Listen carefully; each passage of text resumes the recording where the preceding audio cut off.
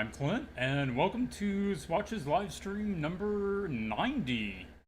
Bear with me for just a moment. I've got to reset one of the files that we're supposed to be using here as a screen overlay. Uh, so, Anna, while I'm doing that, why don't you tell them a little bit about what's going on in this episode? Hi everyone. I hope I'm unmuted so you can hear me. So yeah, we were doing new stuff on the art club this week. So I just posted today new files for the new week. We are now in week 4. We are heading for form, planes, and lighting on the hat. I have prepared a huge PDF file for you guys that is, let me check, it was a couple of pages, so 7 pages long.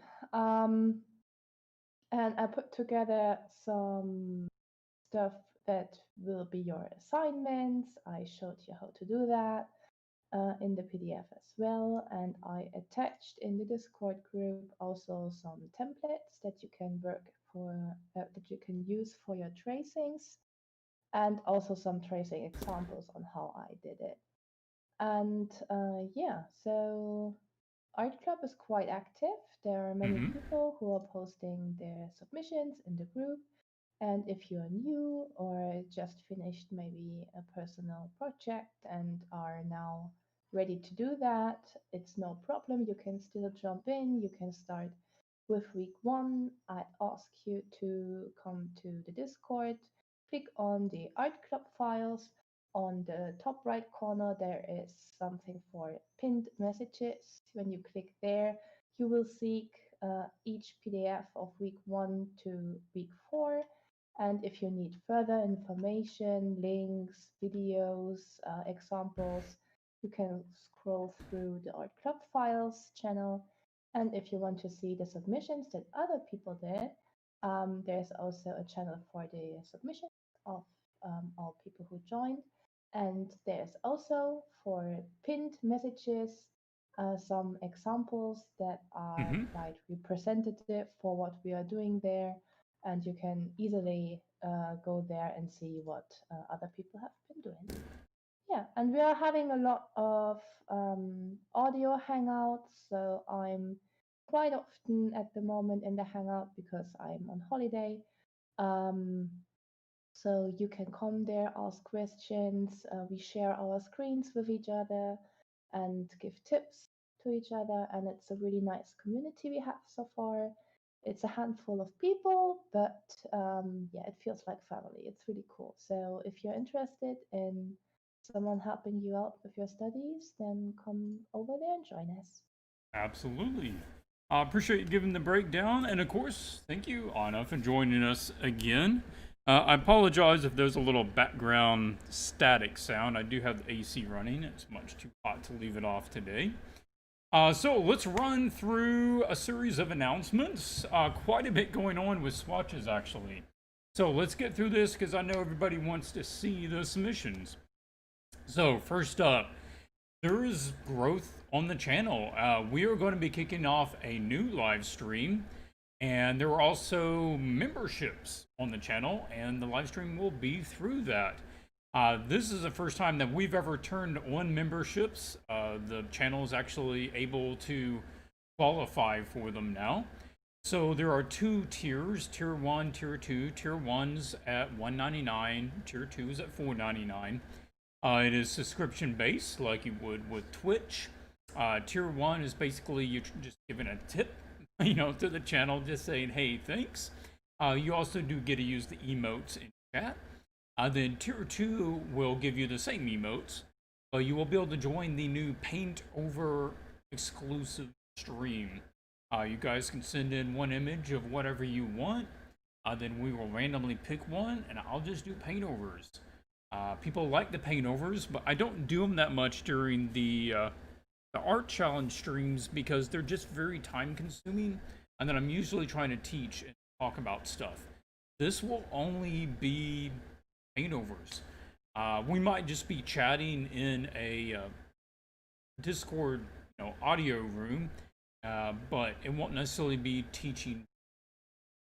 Okay, it will be on Wednesdays at 2 p.m. Central Standard Time, so same time, but on Wednesdays. There are 3 tickets left for the Sci-Fi vs. Myth Art Challenge.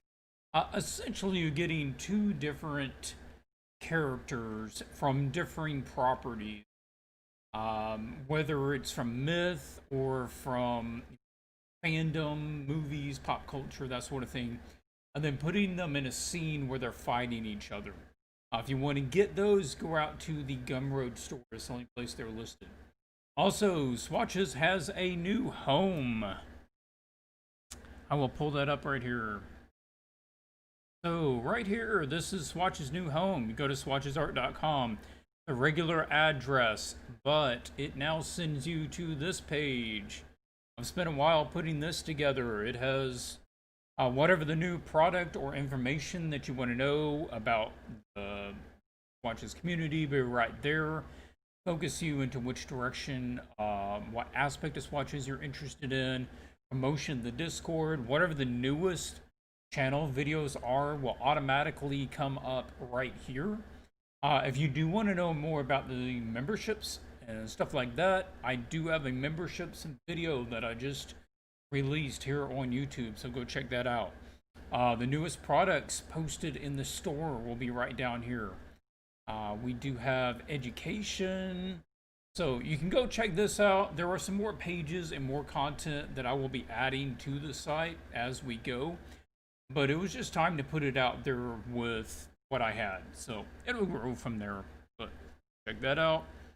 Oh yeah, the new illustration process. All right, I've not been talking much this morning. My throat's apparently dry. Oh no, we just started. I know, I won't be able to make it anymore. Yeah, okay, you just speak like an old man for the rest of the stream. It's okay. Yeah. Okay, so the illustration process was a lot of work. I honestly think it is probably the best content that I've put out in the store. And this is just a start to finish breakdown of the illustration process. Lots of visual examples. Everything is written out. I have several small demonstrations exampling how to do things, talking you through the mental approaches. We've already got some excellent feedback on it. This is 3.5 hours of video spread across 2 different parts. Just a part 1, part 2 video. Each of them, like hour and a quarter long. And this just goes through the whole thing. It is geared towards the amateur who's stepping up to doing more complex scenes, taking on art challenges, taking on small commissions, that sort of thing. Just gives a reliable workflow, and it addresses a lot of the information, a lot of the questions, and a lot of the common mistakes that we see here in the art challenges. So if you want to learn how to do this sort of stuff better, pick this up.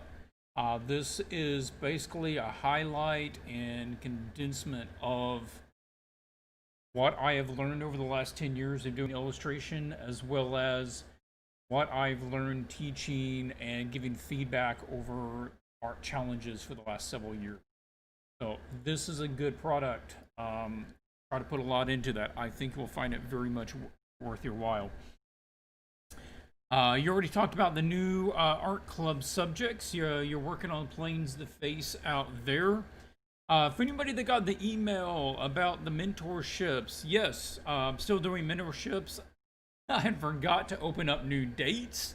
So those are opened for the next 2 weeks. So if you do want to schedule a mentorship, that is now available at art-mentor.com. There's also information about that on the new site as well. You can check it out there. Anything else that I'm forgetting? Anything come to mind? No. No. If something comes up, we can add it later. But for now, I think we're good. Oh, if you are on the Swatches email list, then you were sent in the email a coupon code to get $10 off of the new illustration process product.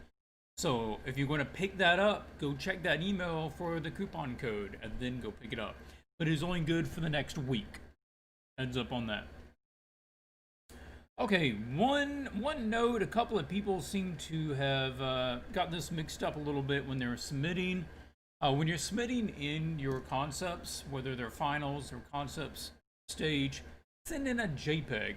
I don't need your layered PSD file. And I don't need PNG file because we're not dealing with transparency. So just save it as a JPEG, send in the JPEG. Just keeps it smaller. Right. Okay.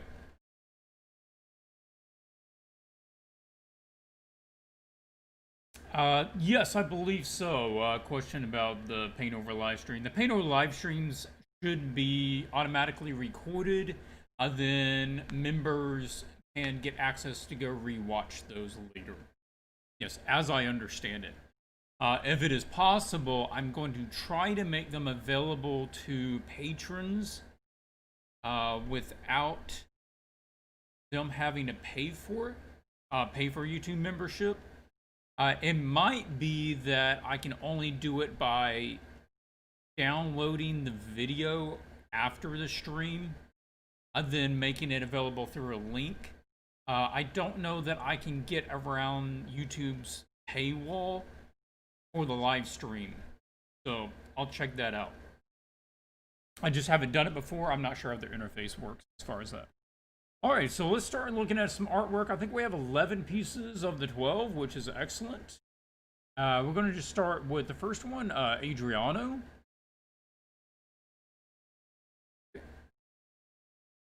Do you know if they will only be available when we're members?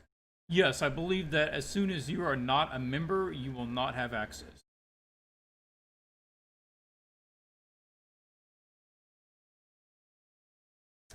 All right, Adriano Adams says, hey, I ended up spending 90% of the time I had available trying to figure out scene ideas, and having a sense of scale was really challenging since I'm mostly used to characters up close.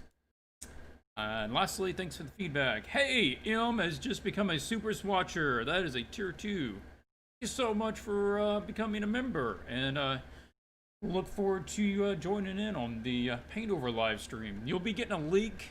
Actually, I think I already have a post for a link.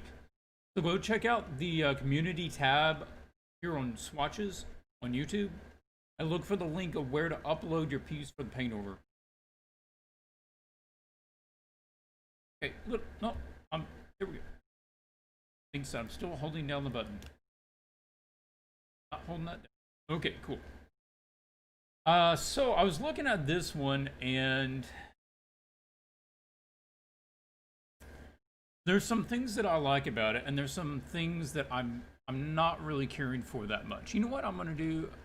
I meant to open up the resource page. Here we go. We'll need to refer back to this. So, ancient space. The idea is to create some sort of science fiction environment, or science fiction kind of inspired. It should be a largely constructed environment that is not necessarily all natural stuff, man-made, or alien-made. And it can have a sort of surreal, almost dreamlike quality to it if you want to take it that direction. And it should have a small figure to kind of identify with, to help give scale, and to generally just have them sort of exploring or looking at the environment. So I'm looking over here, and I'm not really getting a sense that a lot of this is being utilized or necessarily creating a space. And one of the things, I actually should have started by looking at another image first because it explains things better, but one of the things you see here is that nothing is perfectly symmetrical if you're looking at these, because perfect symmetry inherently makes things have less depth. There's no lines to help point anything. You notice, like on this tube, by the fact that you're not looking directly down the tube from the middle, it actually makes it feel like it has a more understandable volume. And if you were to see it straight on, like this one's more straight on, and that's also why it feels more flat than the other. So over here, what I'm thinking about is like, look at this. Notice how this scene, we're looking down, but we're looking at the camera slightly to one side so that we get a better sense of the volumes involved. But over here, because it's completely straight on, like I don't know what this is. Not that I have to understand necessarily what the function of that thing is, but I'm not even sure what the volume of it is. I don't know what the form of it is. I don't know if it's coming or going or flat or anything because I'm looking directly at it. And then the other thing here is, and this is more of a concept shift, where because you put two characters and you put one character basically in the middle, it's no longer about the environment. It is about this character. Now, the character is quite small, but it's about the character. And that makes it problematic for this challenge because that's not what the challenge was about. The challenge was about establishing an environment. Literally, the environment is the character. We don't need to invent a new character put in the environment. The characters are set dressings for the environment. They exist to give context to the environment. What we have is the other way. You're having the environment give context to the character.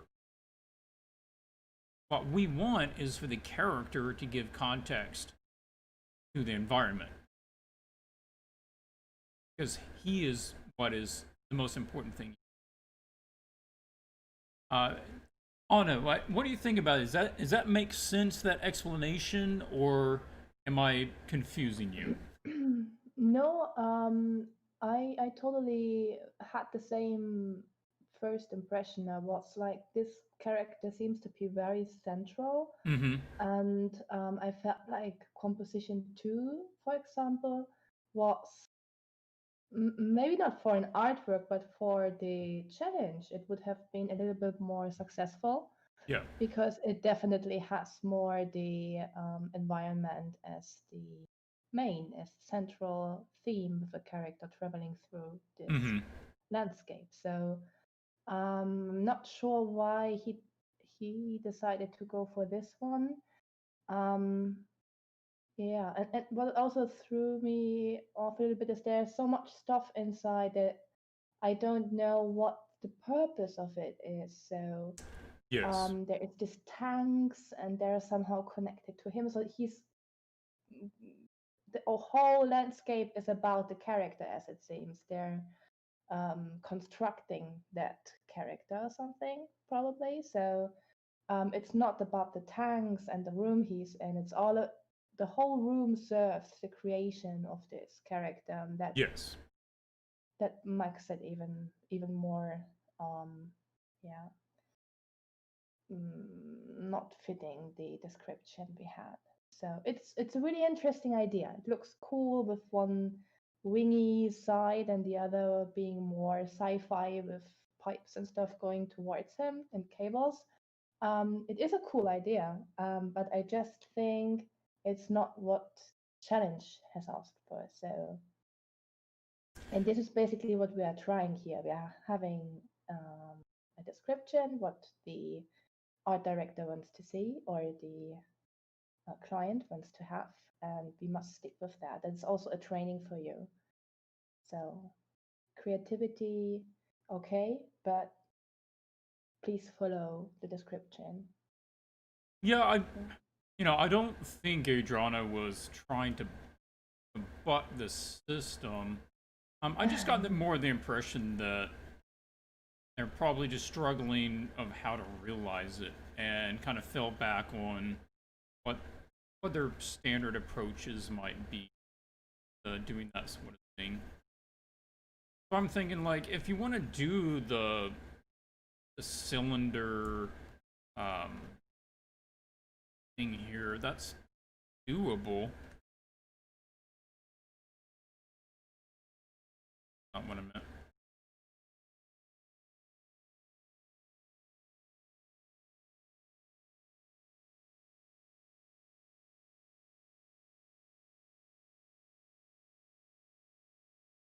But instead of that, we want to make it part of a unit, right?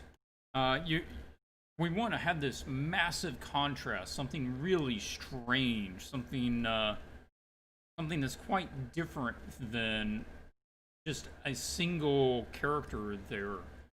So in this case, I'm thinking about what about if there's a huge chamber and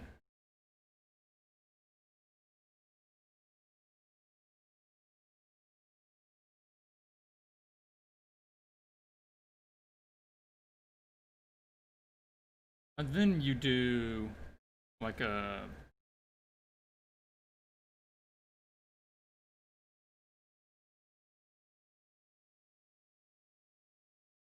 sort of weird thing inside of there, right?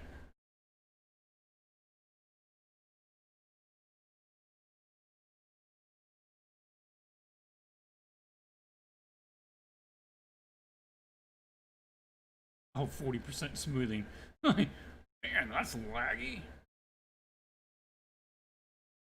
So, and this is, I think, a good example of you can get like the image direction that you already have. It's not necessarily about coming up with a new image direction.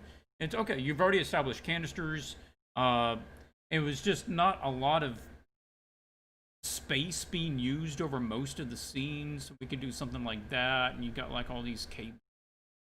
You can have these things all hooked up, and if you want some lights like that, and maybe have like a light up here, highlighting some stuff. Actually, I don't like. I think we could have some lights kind of like going around in the background, like maybe stuff out in the wherever the walls are past all the atmosphere, and you could have atmosphere stuff in here around. I'd be going to more like that, and conceptual-wise, I think you could probably see what the difference is there. We've stepped away from it being just about a central character to being about this odd thing. Now, what this thing looks like, I would not use this thing. This thing's just a stupid little bean. But come up with something, right? It could be a rock, it could be a crystal, it can be. I would put something biological in there. And then maybe there's like sensors or something that comes down and connects to that thing, or maybe it's wrapped in chains. I mean, I don't know. But I would be playing up the perspective, and I just sort of matched it to the perspective you have. But personally, I would have it like really looking up at it, and this guy might be a little closer to the foreground, kind of this. I do sort of like some of your color schemes going on. The two different tones, I think that could work well. Like everything in the scene is your sort of green tone. Then the light in the central unit is like the purple or the yellow or gold tone. That could work pretty well. I like that.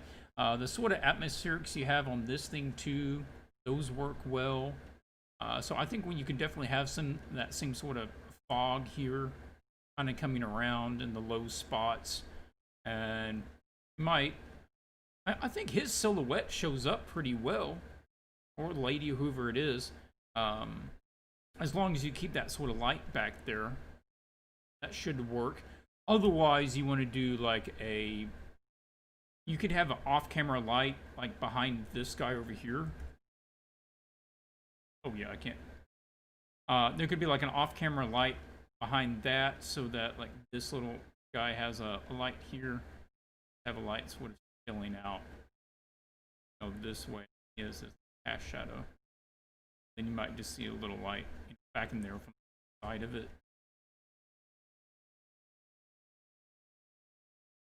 So, yeah, the nugget of the idea there works, but we just really want to skew how you're using size and how you're making use of the canvas space. I'm gonna wrap it up here unless you have another thought, Anna. No, all good. I think it really gives now a good direction for the piece, and it takes off from his idea, and Mm-hmm. I think it's cool. So I don't know which one you want to go for, Adriano. So, but I think, for example, if he says, "No, I want to do my own thing," composition two could work Mm-hmm. well as well. I think so. Yeah, looking forward on what you're Yeah. going to do. Also, we want to again make it try to make it look old. This thing shouldn't. It should feel like whatever this thing is has been left there for a really long time. It just shouldn't look all polished and new. Stuff is kind of starting to fall apart. Maybe there's rust. Could be overgrown, dirty, that sort of thing. Okay, next up is Arlie. Actually, you know what? I'm not going to do Arlie next. Poor Orly. No, because a group of these sort of all. You know what? I'll do. It's a little different. It's a little different. I'll talk about Arlie, than the other three I'm going to do together because it's very similar topics. Okay, so Arlie, thanks for the great content, new platforms. Thank you. I'm glad to have you part of the community. You've been very active for quite a while. I do appreciate that. For this one, struggling with the Wormverse cool. I wanted the central bubble to emit a warm light while the rest of the environment was cool, but couldn't really pull it off. Well, that's certainly doable. We can talk about that, but I want to start by talking about just the image itself, the concept of it.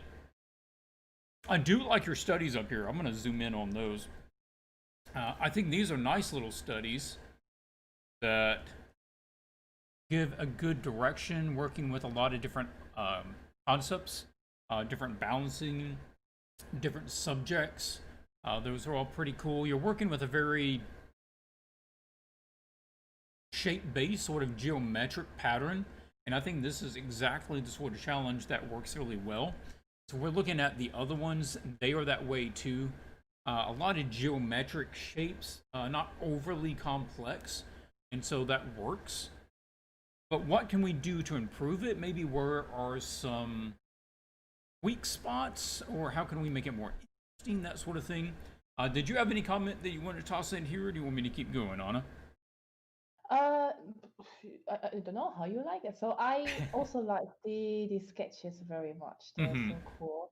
She came up with so many different ideas. I would have had trouble just finding one because I'm not so good at that subject. So it's really cool.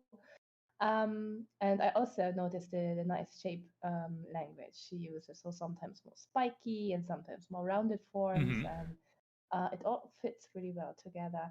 I also like the value studies she did. She really tried Yes. different things, like with bright foreground, with dark foreground, and the patterns in the clouds around. This is all cool. I like that she really strongly decided on one composition and stick with that. So it's this circular Mm-hmm.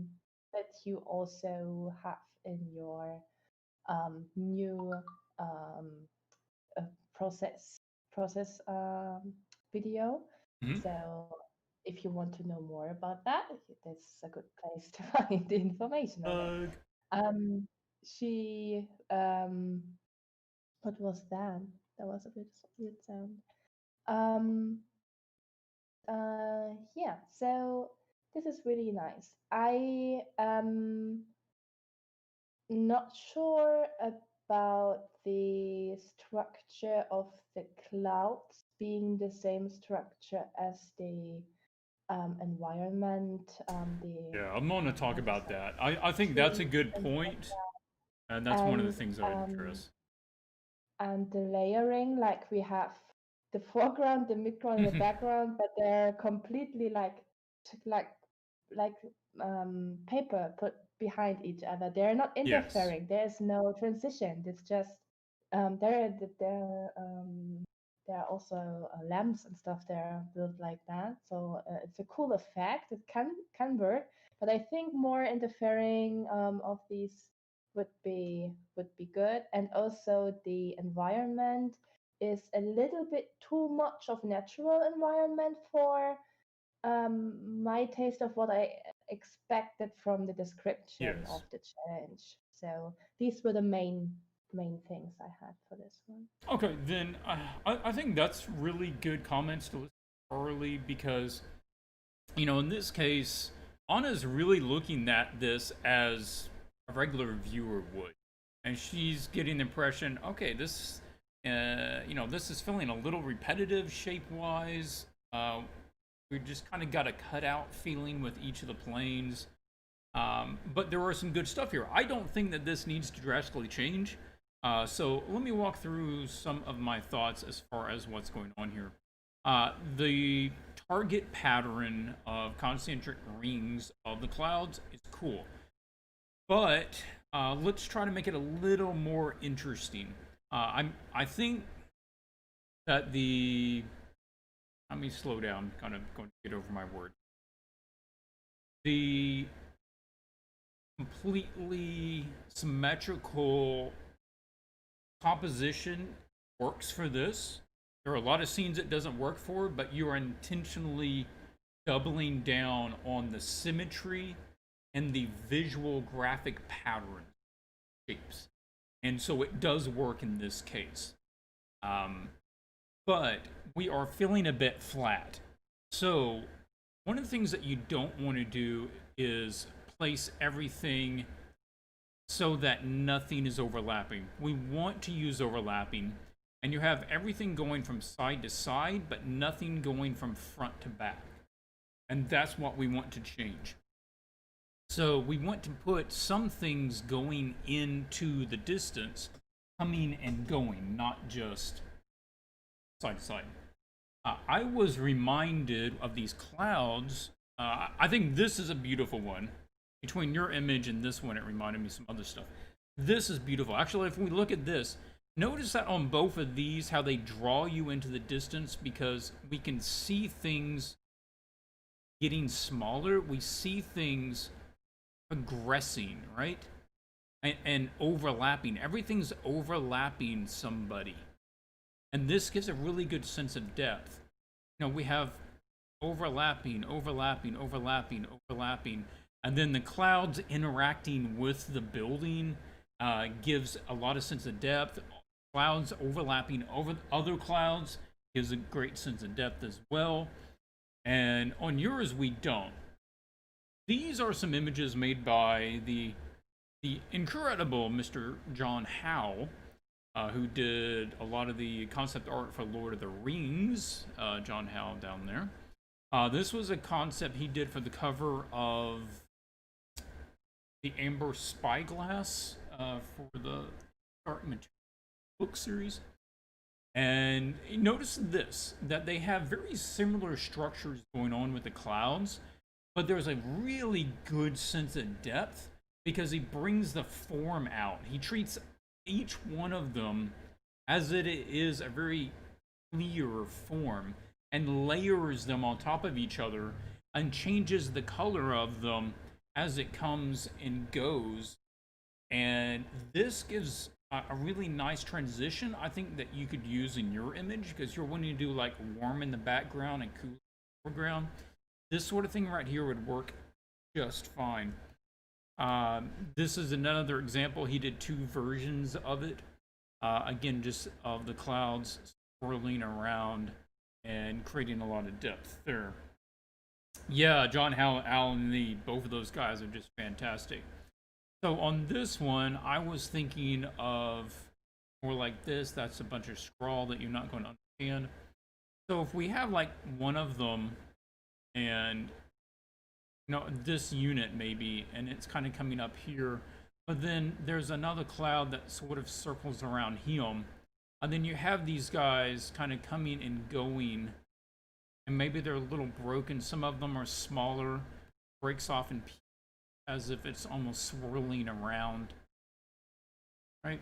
And you want to paint it so that you're painting it almost like it's whipped cream.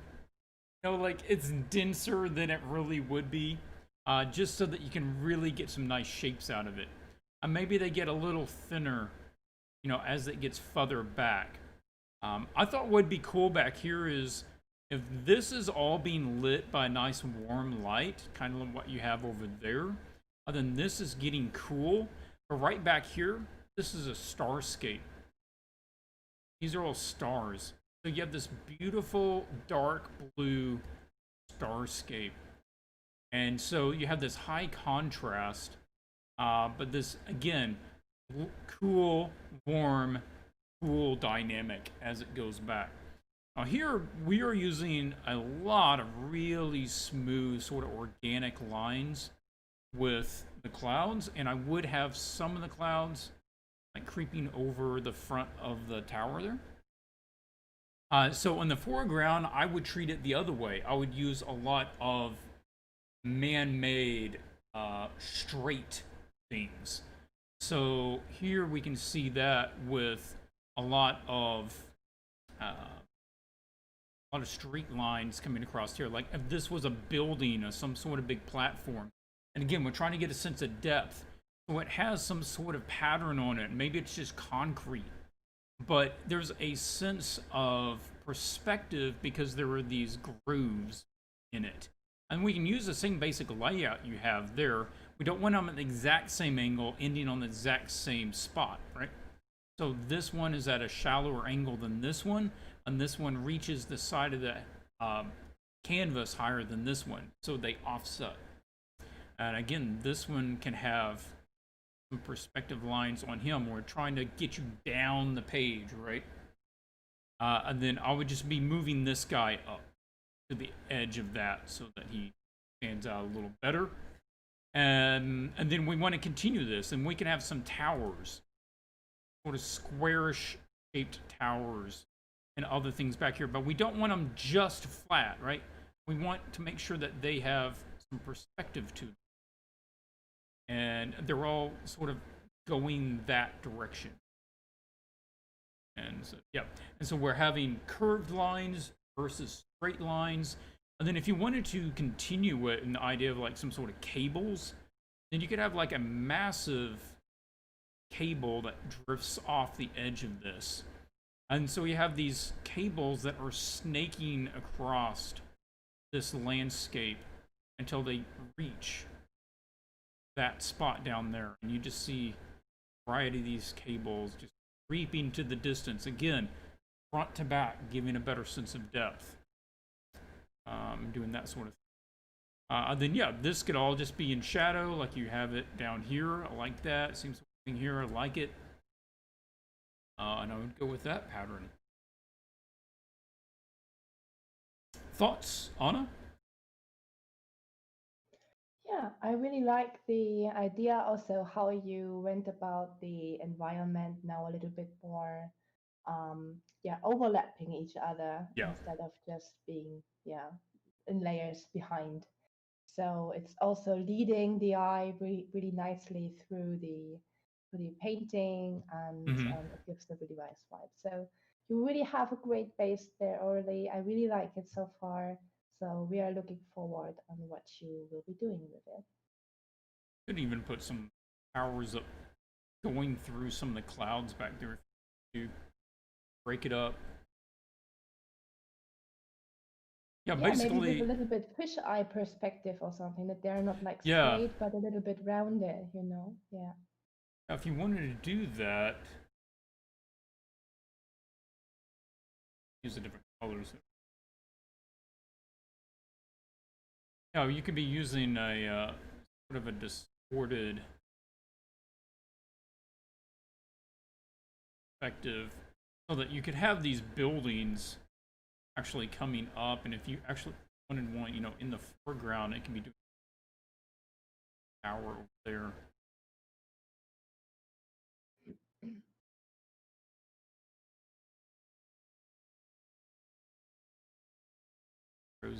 that.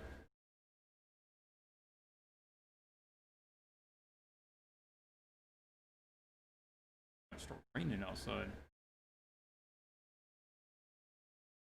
Yeah, so I just like the idea of this beautiful nature, almost celestial cloud thing going on in the background, and then this completely lifeless concrete and metal man-made or alien-made environment in the foreground. This is going to be a really cool scene. I like where you're going with it already. Wonderful. Okay, next up we're looking at Austin David, and he is doing the One Punch Man, which I think everybody with the one no not everybody. Two of the people with the One Punch Man are doing the same one. I thought people wanted to do like the Cthulhu looking sucker. Like, oh, look at that, all those crazy tentacles and a warrior in the foreground. No, they want to do the girl portrait. Surprise. Of course. Of course. Kid, I told you, we want to draw pretty girls. Give us I know. challenges with pretty girls, and there will always be people who want to do that. That's just Apparently, how it we is. need to.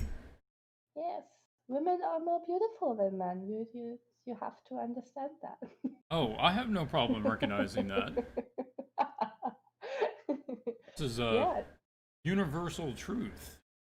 I totally get. I would have gone for that girl too, so I totally understand. Oh, I know. I have seen some, and to be fair. Mhm. Okay, this is by Austin David. He has no notes, but he is doing a realistic take of Terrible Tornado. I forgot what her proper name is from One Punch Man. And looking at some of the glowing effects of Dr. Manhattan, some of the underwater hair in the reference photo, and then there is a cosplay of somebody doing Terrible Tornado. So up here, I think we're getting off a bit in your studies, and we're not getting enough variety. These are all differing so little as to not really Not even be different at studies. all. Um, Closely, yeah. what we're looking for on these are distinct changes of lighting and value. So maybe I can do just a quick kind of. So which way is she being? Okay. Think in terms of light and shadow. And is the character being directly lit, or is she in shadow? Or is it a mix? And if it's a mix, then how is it a mix? Or is it like an overcast light? Now, lady down here, this is overcast, or basically overcast, because she's all in soft shadow. Up here, you're kind of doing the same thing. You're just not changing that much. Like, is she lit from the back? Okay, then we're going to have a bright light here, maybe here. We're going to have some bright light here. And that means that she's going to be more silhouetted on this side. And then it might mean that you want it a little brighter here. And then you don't want all this to contrast against dark silhouette, so that gets brightened up. Now that would be one version. And so the next one, maybe she is all in shadow. Okay, well, she can all be kind of casted in shadow a bit. That's fine, and she's backlit, but that probably means you want to use a really light sky, because you've exposed for the sky. All that's going to get a lot of lighter, and she's basically going to be like that. Okay, so this one, she's top lit. Now, then let's just make sure that she's properly top lit. And maybe she's altogether a lot lighter. Being lit a lot, maybe bounce light down there. And then the background is not the same value as her hair, so maybe it's darker. So we're looking for more distinct Just her hair changes. is the only light source. That would be cool too. Yeah, you can do that as With well. that glowing. Yeah. Okay, but from where we are, and same thing with the color scheme. Like the background doesn't change colors. Your light source isn't changing colors. Now, it has to be green glow on her. That's just the color the glows powers. Um, but to what degree, right? So let's grab one of them. Is she actually all green when she's using her powers? That would be one. And now we have bright blue and bright green. That's not very realistic. Probably going to be more likely that the background is going to be a little duller or even be way brighter against her. So we need to be looking at some images to see how it would work. I pulled in some images. I had some images saved from Pride and Prejudice Nightly because it had some nice cinematography in there, and she's not bad to look at. So these are some different examples, and I would say have a folder that has where you save screenshots of different lighting, and each one of these is different, right? But here we have direct light, and because it's direct light, you have high contrast. So the values between light and shadow are very high. And it's exposed for the light. That is, the camera is exposed for the light. So everything in the light is well balanced, lots of color. Anything in the dark drops to dark very quickly. Now this is, different because this is an overcast sky. So there's not as much clear light and shadow difference. And that's the difference between direct and indirect light. Here, this is exposed for shadow, and there is direct light only from the back. So anything in the light is being completely blown out, but we get to see everything in the shadow really well. And this is an example for basically colors being altered due to lighting environment. Very cold light outside from this cool light coming down from the sky. They did color grading on it, but they do color grading on practically every movie now. So in order even to get a movie look, you almost have to do a little color grading. They did it on this one as well in order to warm the tones and the scenes up a lot. So given that information, I'm going to put you on the spot, Anna. What would you do? What do you think Austin ought to go with this?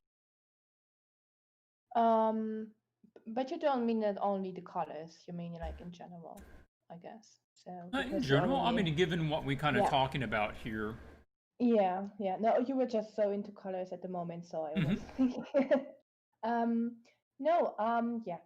So I really like the hair reference that he has in this template. And when you have a reference, take your time analyzing it first. I think the hair is, if you look closely, it's just one brush size and it's super many strokes with the same brush size in all directions. And this is not how messy hair works. So I myself have trouble with painting hair. So not that I do it any better, but I would try to look at my reference and see hair always groups. It is tangling into each other, so it gets these yeah, it can be split up into bigger, larger parts. And I would look first for the larger parts and paint these. And then if I have the larger parts, then I would go into a little bit more detail. And yeah, also the light and shadow on the hair. Hair is also like an object. It has a shadow side, it has a lit up side. Your hair is everywhere the same. There's everywhere shadow and light, and I would group that. You see in the reference really nicely. There are very specific shapes of shadow and specific shapes of light, and I would analyze that and try to put that into my painting. The rest, the face, I think it could need a little bit more edge work, so be a little bit more clear. When you have a lot of different soft edges or a lot of soft edges, it usually tells the viewer that you're a little bit insecure in what you're doing because you did not decide exactly where the nose ends, but around the area, so stuff like that. So really do your study on your reference again and be brave and decide where things have to be and put the edges, the right edges there. And also the lighting on the face there is a little bit too much green, and it's really blotchy, really spotty. So there's a little bit of green there, and it is not following the planes of the face. We are studying this at art club at the moment. If you're interested in joining the art club, so it doesn't follow the planes of the face and how they would react on the glow of the hair in this situation. So yeah, my main concerns here are usage of reference, usage of edges, values is has to do with the planes of the face. So values and planes, and yeah, really analyzing shadow patterns and light Yeah. patterns before implementing them into your painting. These are my main concerns in this one. But it's a good start. It's a good base. So we are in the sketch phase, so it's all good. You can work on that. So Mm-hmm. it's cool. You have the proportions right and all good. You just have to flesh out things now. Yep. Yeah, I'll be looking at determining exactly if she's being lit and how she's being. I assume with this one, you're not trying to make you're not trying to make her hair really bright light source. Like if you look at Dr. Manhattan, it's a really interesting lighting where he's not actually lighting himself. There's a glow, but it doesn't light himself. He still shadows. So I think you have to do it more that way, where like after you draw the character, and kind of what they did with Dr. Manhattan, they come back with some sort of layer that the soft sort of glow that you put over everything, and then you turn it down, right? So there's just this tint, everything that kind of gives it that feeling. Uh, Otherwise, her hair needs to be a lot brighter. It can't be allowed to get dark because it is literally a light source. You can try it that way. That would be an option of something worth trying. But you wouldn't have any dark green if it's a light source. You would have maybe like this, and then it's just going to get brighter from there. Right? And it's just going to get brighter and brighter. Different areas. Either it's going to be probably bright where it touches her hair, or it's going to be bright at the tips. Something like that.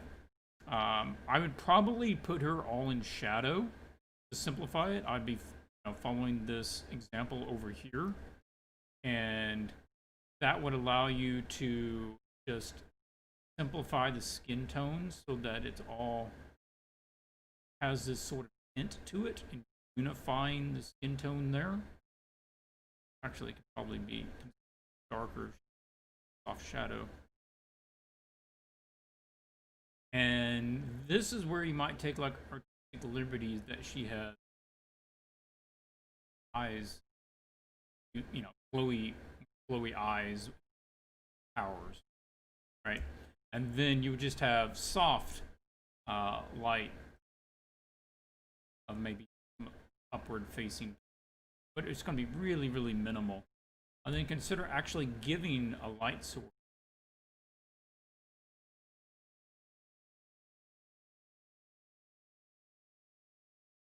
I would also, be looking to see if you can find an image that has a character against a sky background and see how those values, see how those colors work. Because right now it feels like it's disconnected. You're using a lot of color. You're just using all the colors that you want, but they don't necessarily play with each other. I feel like this sky and her go together on that image. Right? Those work together. That's believable. But this I'm not really buying because it's almost over the top. And this is where things get interesting when you're trying to go from something that is comic bookish to the big screen. It is not a one-to-one. I mean, you can look at just the character designs. I mean, if you put Wolverine in his actual costume, yellow spandex costume, he would just look like a joke on screen. Why they never put him in that? No matter how good the actor would try to be, it would just look like a knockoff cosplay. And the same thing with like the Superman. If you put Superman in the really bright blue and red that you see in the comic book, it looks hokey. And so to ground it, we have to use a bit more nuanced colors and nuanced lighting. People say that the sound skips a lot, probably because you had your aircon on and reduced the I'll turn the gain the down. microphone. You might get some background noise, but perhaps Yeah. it'll stop clipping. So I hear you completely normally, but I don't know. People say it is a little bit choppy. I'm not sure. Okay, we're opening these three at the same time because a lot of the same stuff going on here. And this fly just hanging out on my keyboard. Okay. So, Ryanon Stevens and Choi Lee, give it a shot. Bunalagas, all have a lot of similar stuff going on. And close that. Don't say. Let's do. I'm trying to think.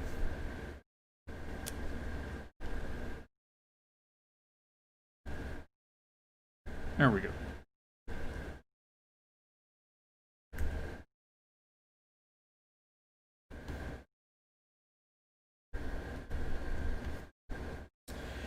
So, what I'm thinking here is if you look across all of these, they're very generic. And they are less about the environment than they are about this singular prop. Over here with this one, I'm not even sure what it is. And I don't necessarily have to understand what it is, but I don't think you even have an idea of what it is. And there is a difference between something being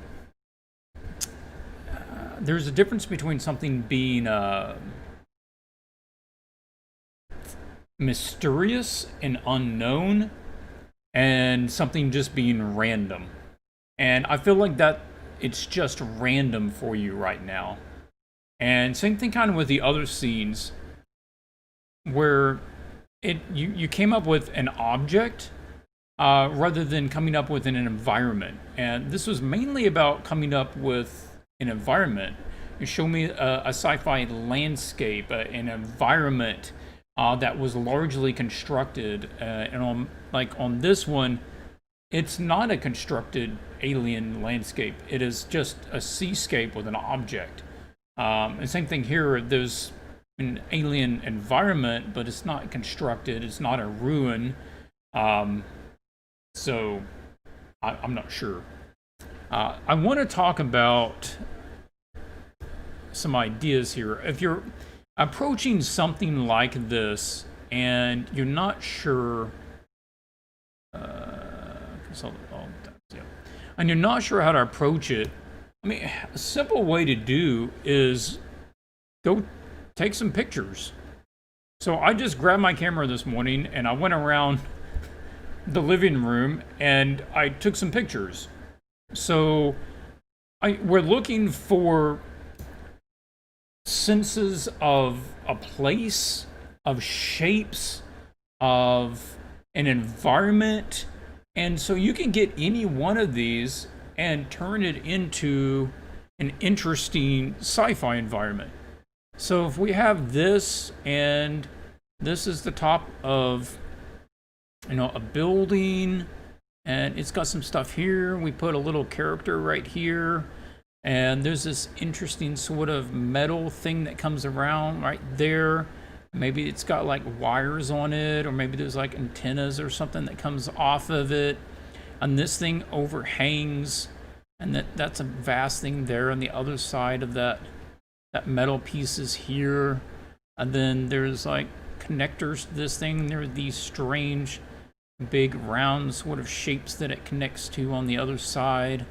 And then we see some other like buildings and stuff back there in the background. Maybe there's like vines hanging down, growing up on the side of this sort of thing, right? And I just got a stack of junk sitting on the desk, and you can turn it into a sci-fi landscape. Same thing here. I mean, this just aches to have like a little dude standing right here, and you're just scaling it up, right? And so now, yeah, you got all of these ancient, you know, like cables connecting into some sort of big thing, right? And there's this big thing sitting up here, and it's got like all of these things tied into it, and these cables are running up, and it's not even like bad composition with kind of some of this stuff going on. And he's looking up there trying to figure out what this thing is, and you put like big plates on it, you know, and yeah, and you just want like all of these things running up together. You just got like massive cables, and you probably just have like clouds or something back here. You don't really need much. Same thing here.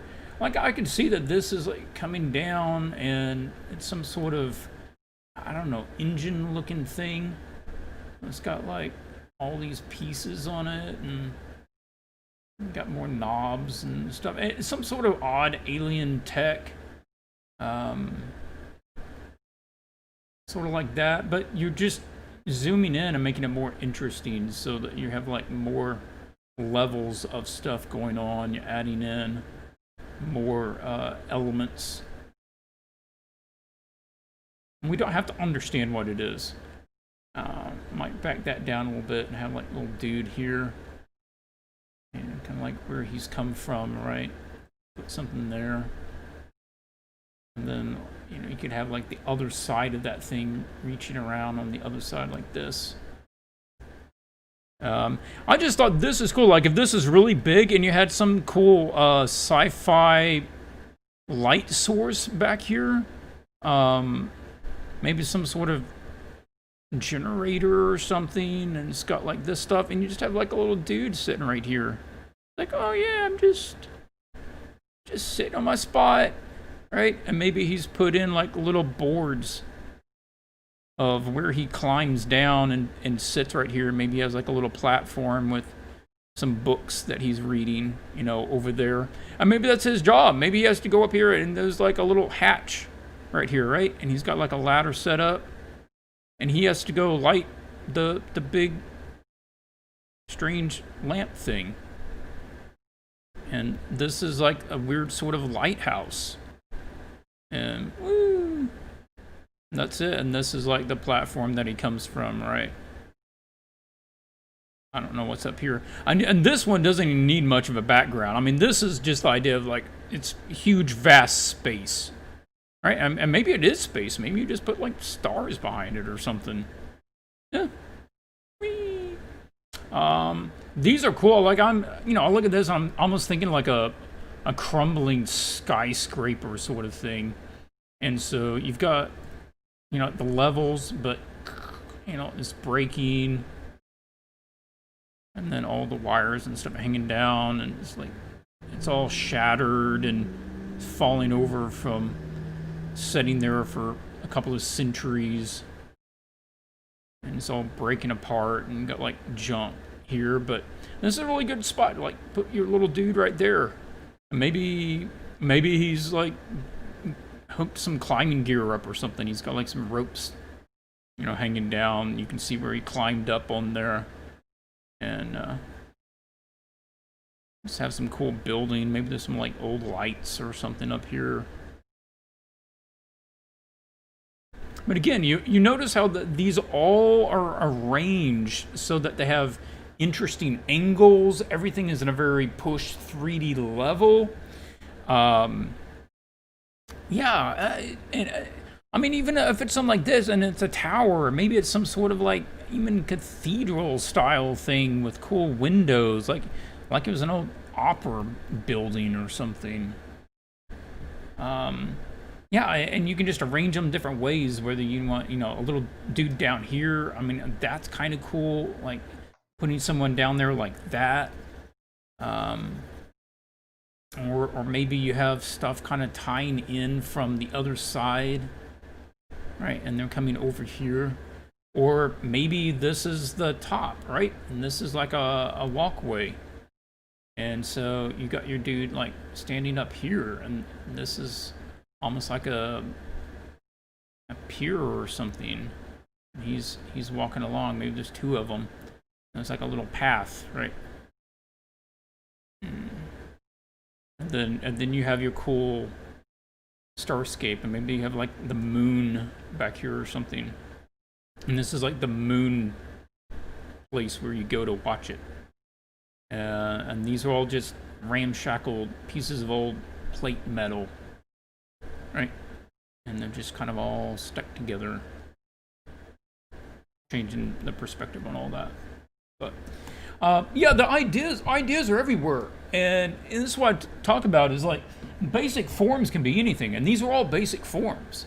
So coming up with stuff just out of the blue is a pain, and usually it doesn't have that extra. So I mean, I consider just doing this. Like literally, I took 2 minutes and I just walked around and took pictures of stuff. You can do the same thing, right? And just get an idea and play with it for a couple of minutes and see what you get.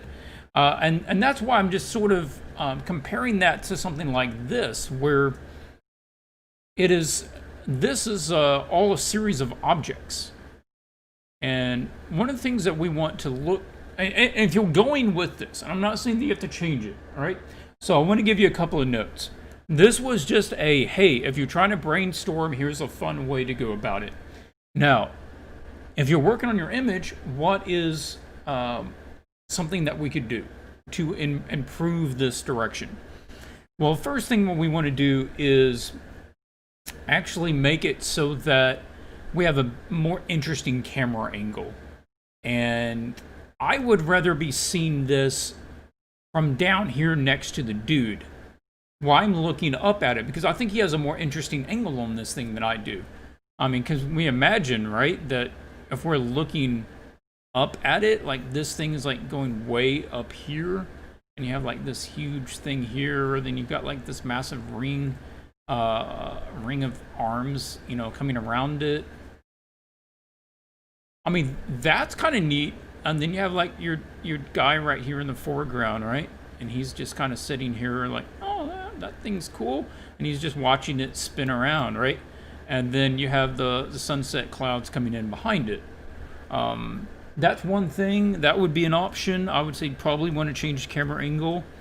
If we got this and we move the horizon like really low, right? So we're looking at these. We're trying to find a camera angle more like this that leads us into the scene. And also, can we get more environment around it? Can we build a bigger? Can we say that there's like a ring that goes around this thing? And this is just a little piece in the middle of a massive like planetarium thing, and there's all of these other pieces that move around, and this is all, and you don't even know where it goes, right? And if you want water, okay, have water. Just have an ocean that filters down through this moving planetarium down to the center thing. And you got this dude, he's like sitting up on one of the planetary orbs, right? Deepalm just became a super swatcher. Thanks so much. Thanks for supporting the channel, even though I probably killed your name. Appreciate it. Okay, long spill there. I just wanted to get that out while I was on my thoughts. Did you want to toss anything in there, Anna? Yeah, no, I really like the general idea with that thingy in the ocean standing there. Mm-hmm. I was wondering, because I'm not into sci-fi, but would it be good to implement things that you know what kind of use they are for, or can they be super abstract like this one? For example, what these arms that they're maybe rotating, I don't know, with the sun or something to produce energy, or I don't know, stuff like that. So does I it have don't. to have a purpose, or is it just No, like not random really. objects?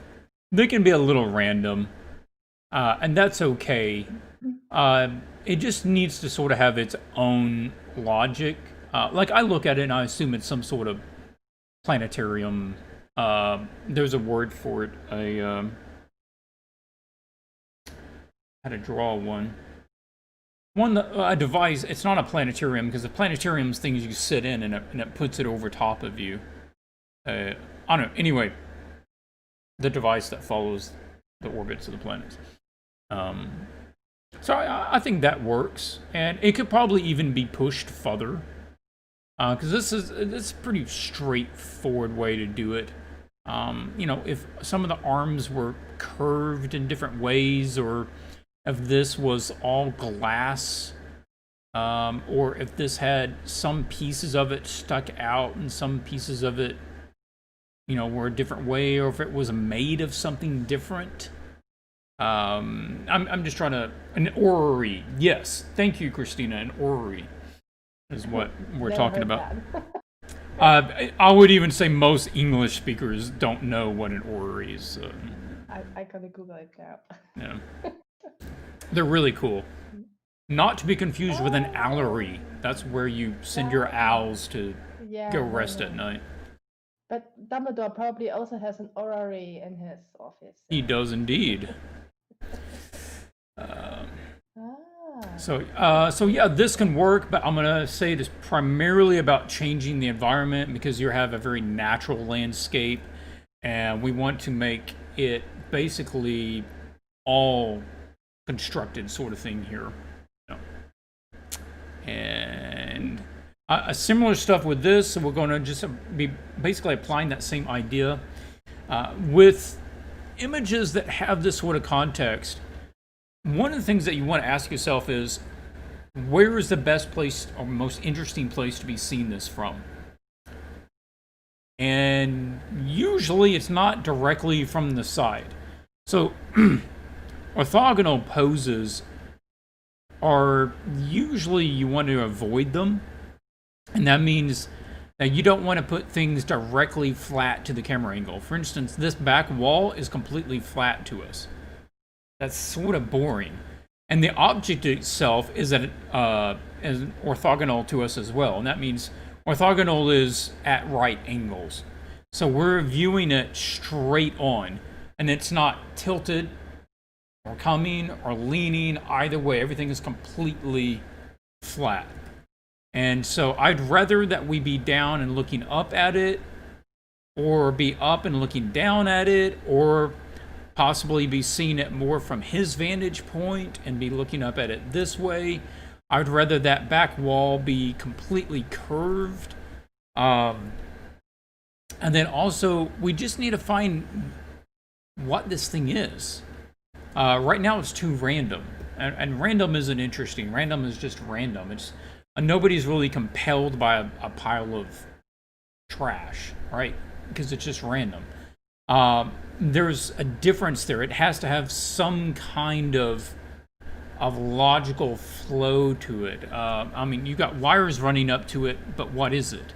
Now, if you had kind of a reverse Cerebro thing, where I got the feeling of this thing used to be a globe of screens, but over the years eons.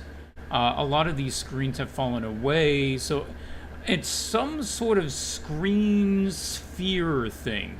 But this is very basic. Is there a more interesting stand you could put it on? Or could you put it so it's hanging? So it'd be like an alien disco ball. You know, we just got to play with these ideas. Can we combine it with something else? Can we do something to get a better sense of the environment? This is, I think, a good place in order to help try to get a sense of depth. Is we want to have like cables coming from us, right? Look, if we do that, boom, now we feel like it's actually going into the distance. I have something to follow as I'm, looking this way. If you're wanting to double down on that sort of thing. And maybe some of these are still lit. Maybe there was like one chair here, and this is where there'd be screens all the way around the person. And on the inside, some of the screens are still lit, right?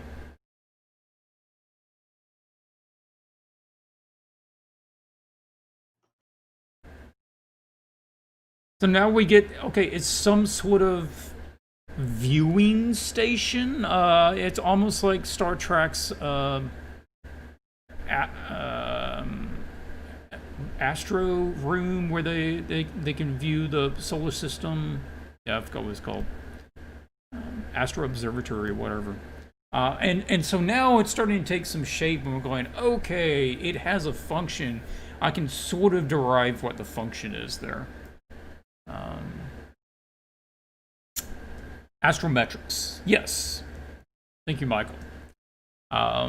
This one was by Choi. Went with sketch 2 with value 3. Changed the foreground from rocky terrain to sand. Thought it would be better reason to build a floating city because of sand. I thought by making the city itself a light source, it would make the character feel more dark and lonely. I also decided to make it as if it was just gliding rather than like speeding along in a rush. Okay. This is another one where we have elements, but we don't necessarily have a scene. And for the three of you, because you have very similar issues that you're dealing with on these, go watch Tyler Edlin's videos. Look up Tyler Edlin, Edlin, on YouTube. I went out and watched several of his videos this morning. Look for anything that he has on composition and go watch it. And what we're looking for is a way to get more depth into the scene and get a better sense of that. And we also want a better selection of shapes. And for this challenge, again, what I have here is a natural landscape with a prop in it, with a thing in it, where the landscape itself really should be the subject. So again, if we look back over the reference images, this place is the subject.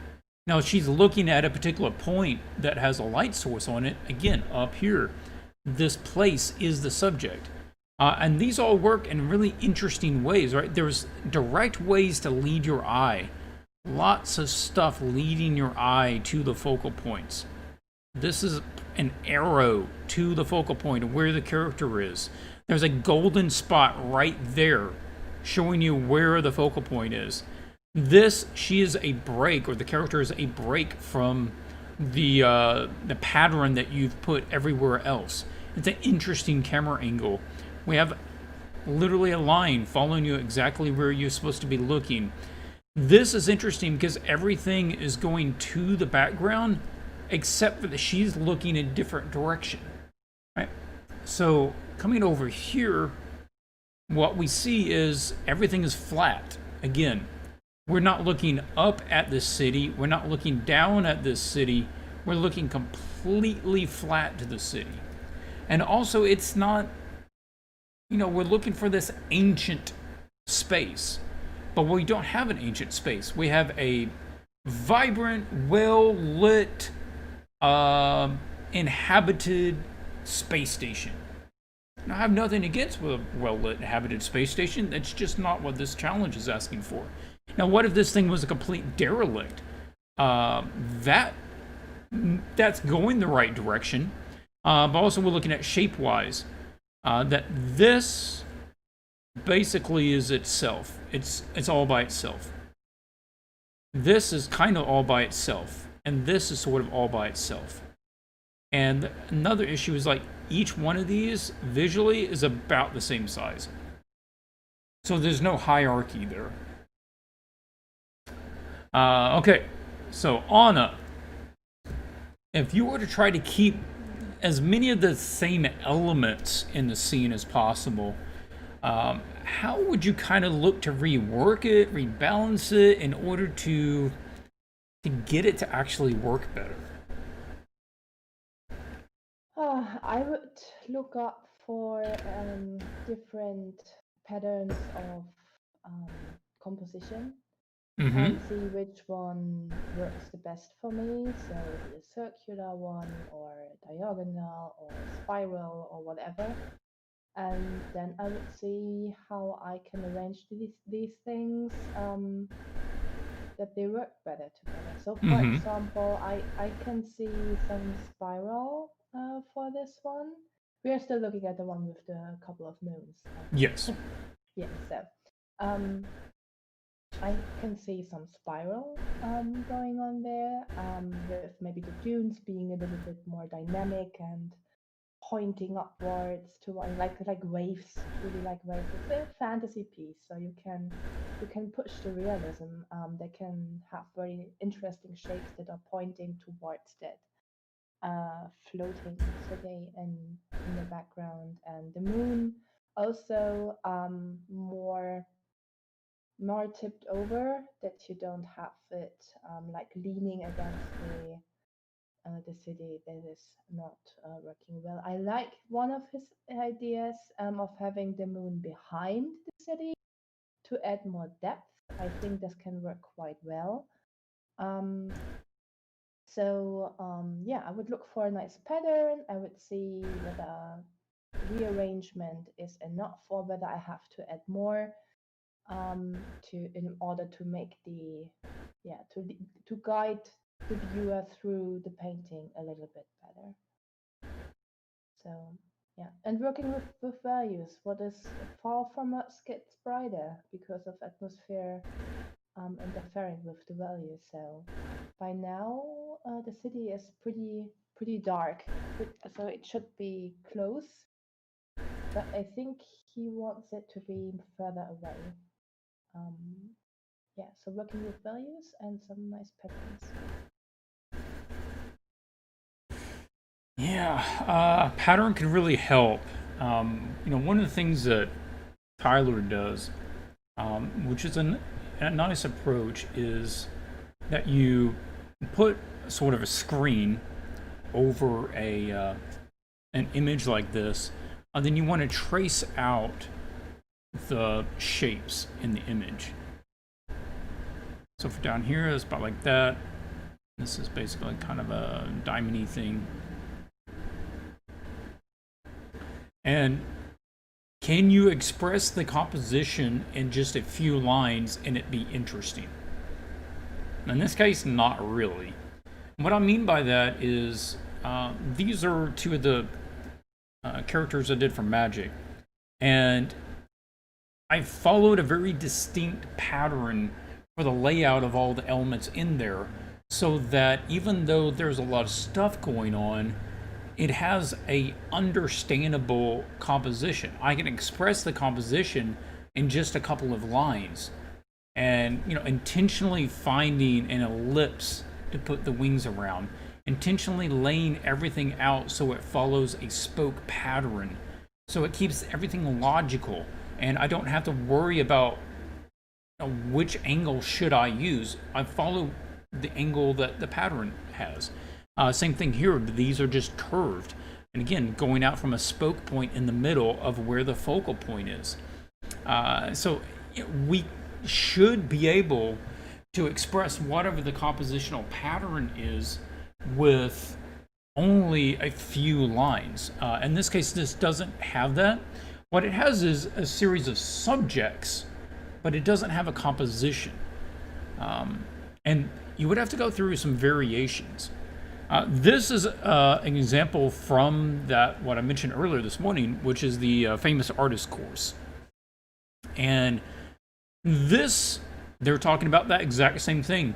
You know, this put out in the 50s, artists are still doing the same thing. What we have is basically this right here. And that is, everything is just put in sort of a line, and it's rather flat. Or like this, right? Everything is just segmented so that you don't have any good overlapping. And it's not drawing you to the image because everything is just horizontal. Where if we lay things out so that they're going into the distance and we're looking at overlapping the elements one to another, then we get a much more interesting scene that really invites us in. And you can see here just laying them out, putting them on an angle, that's better. But putting them in a staggered position is best. And the same thing with this, you're staggering the elements as you go back.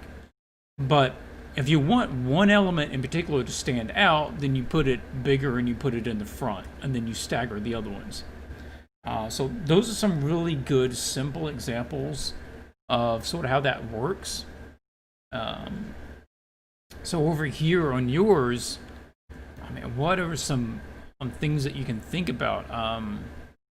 I'm thinking, you know, what if you have the dune going the other way, and then you have this dude there, and then the city's sort of offsetting. I'm thinking even the city's bigger, and maybe it's a ruin that he comes across, right? And maybe it's just this derelict city out there, and part of it's just eroded away, and it's got sand, you know, kind of pouring off of it because sand collects on it.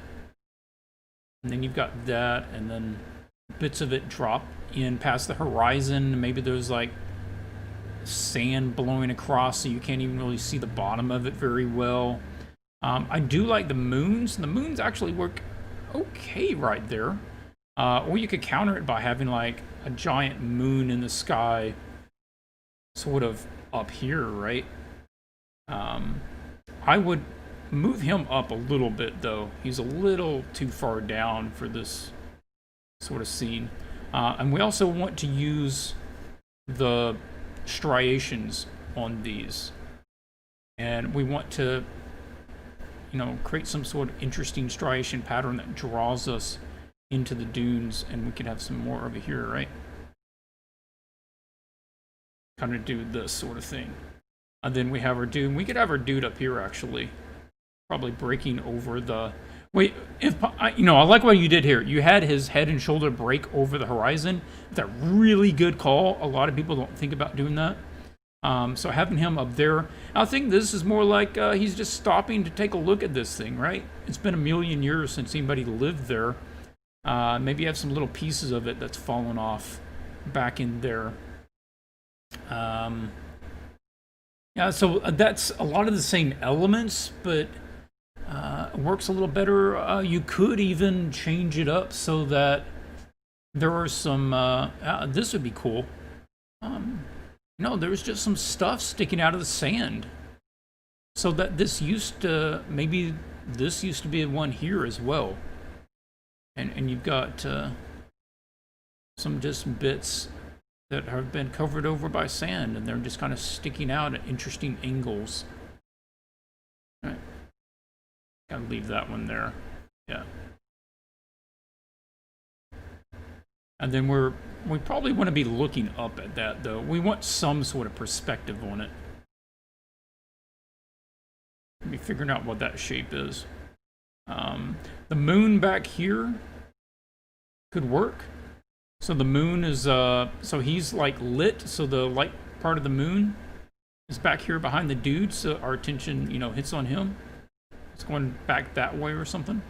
I'll play around with that and see.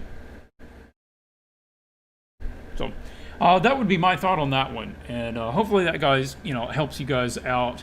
You know, unless you've done a lot of studies this way. It's kind of hard to do, but I do highly recommend go watch several of Tyler's videos. He's got some excellent ones on exercises to do with compositions, getting reference photos, and improving the compositions of like just generic environment photos. So those are good ways to practice doing this sort of thing. You know, those are good practice as well. See what you can turn those into. Okay. Yeah, and just a little side note, but the most recent ones that we critiqued, I feel like these people were leaving their comfort zones very much. Mm-hmm. So I think this is a very good thing to do, and you should be really happy that you made the decision to do this challenge, even though it might have been the first time you're doing anything like that. So I think these people who are trying to pull this off now and try to learn from the critique that Clint gave them will have a huge development in their art after the challenge if they if they yeah Mm-hmm. take in the critique and work from it and get do some studies on it and stuff like that.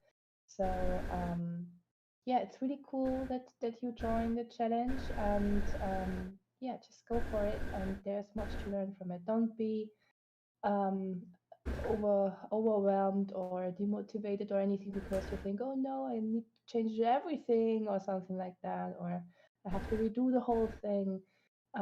This is the process where you learn the most. So Yes. um, yeah, don't treat your art too much like how do you say that, like your baby or something. So Mm-hmm. um, be brave to redo things, to try a different approach, to change stuff. So this is the best you can do, and this is how you grow as an artist. So Yeah, go forward. there's a good point is have the right mentality of what you're actually getting into here.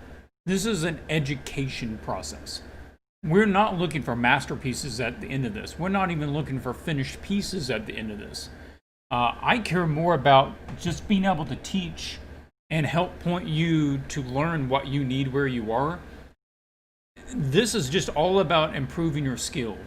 And if you get out of the challenge, knowing more things, having better skills, I'd rather you do that than coming out with a good, piece that you didn't really learn anything on. Nobody needs that. You can do that on your own time. This is about, yeah, pushing that comfort zone and taking on stuff like composition and environments that you may not be used to. Okay, so this one is by Jordan. I think that this has a lot of the elements that we were asking for on the outline. And very different studies that you've got up here, Jordan. Very simple scenes. Second one is much too boring, which is I'm glad you didn't go with it. The first one is sort of interesting. I think it probably needs to be taken further, but it's got an interestingness to it. This one does have some nice stuff. I do like your references here. These are cool. The manga scenes, I don't know what they're from, but yeah, those are actually really close to what we were thinking about. Yeah. So for this one, a couple of things is that we're leading the eye into the distance. Good. You're creating a sense of space. That's good. I'm just wondering if there's probably a more interesting way to arrange some of this stuff. Again, it's just getting a little random. And it's like I'm wondering if we need this second sphere underneath here. Just the double sphere, or whether it would just be better to be able to look down and see further. I want to talk about some specific things, but did you have any comments that you or impressions of this image, Anna? Yeah, so with this piece, I also like the idea, and it kind of reminded me of a Pokemon called Magneto. It's like a magnet Pokemon. This was Okay. my first impression. I felt with this piece, there is no real focal point. Mm-hmm. So, because you did not create the focal point in the landscape, anything that gets close to the human figure or faces in general will become a natural focal point for our eyes. So again, when I look at it, I look at the bright area first on the big bulb, but then I immediately go to the human. And I think this is not supposed to happen. Yeah. And I think creating a focal point and working around it would strengthen this piece much more. We need to be led through the piece more. I feel like everything is very linear, but there's a stop. We are not having that flow where we are getting back to into a loop to onto something. It's like all going from left to right, and then it stops. Mm-hmm. But this is kind of a stiff composition, so it would need maybe some stuff hanging in the foreground that leads us back to maybe the character or something like that. So my main concerns with this were at first place the compositional ones with the focal point and how the eye is led through the piece. I like the color studies, they are very interesting. I like this glowing in the background, but I also thought like the bottom looks a little bit uninteresting to the viewer. It's another ball, and I think maybe having there some hints of a little city or something that is much more down, much more lower, would have been a little bit more interesting. I don't know, this ball maybe being something that generates the energy for that city underneath or something like that, that it gets a little bit more of storytelling. Um, yeah, beside that, it's a sketch phase, so it is a sketch, so I will not say anything about the rendering, but maybe have a look on materials, especially for metal and maybe plastic or something like that. And yeah, if you implement that also in the piece, it would probably make it more realistic, I think. Yep, these were my first impressions so far.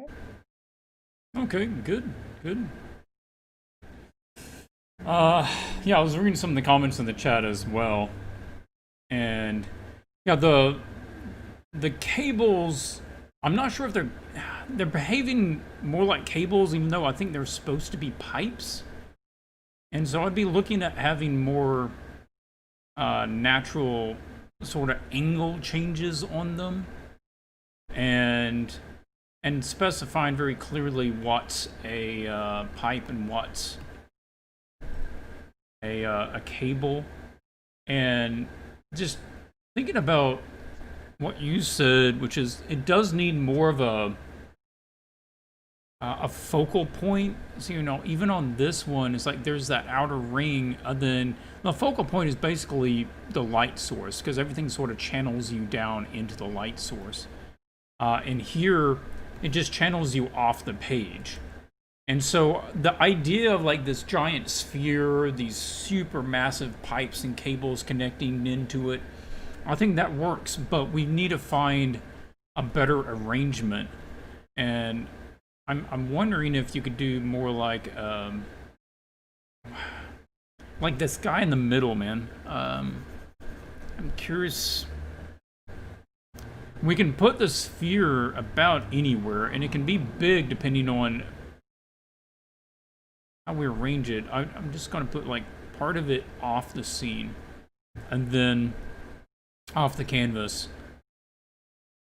And then I like the idea like these change and they drop down. And so they're dropping down actually to get to a level because this thing is so far away, and these get looks tiny by the time it gets there. and these things are all kind of running in. Oh, you know what this reminds me of? Let me see if I can pull it up.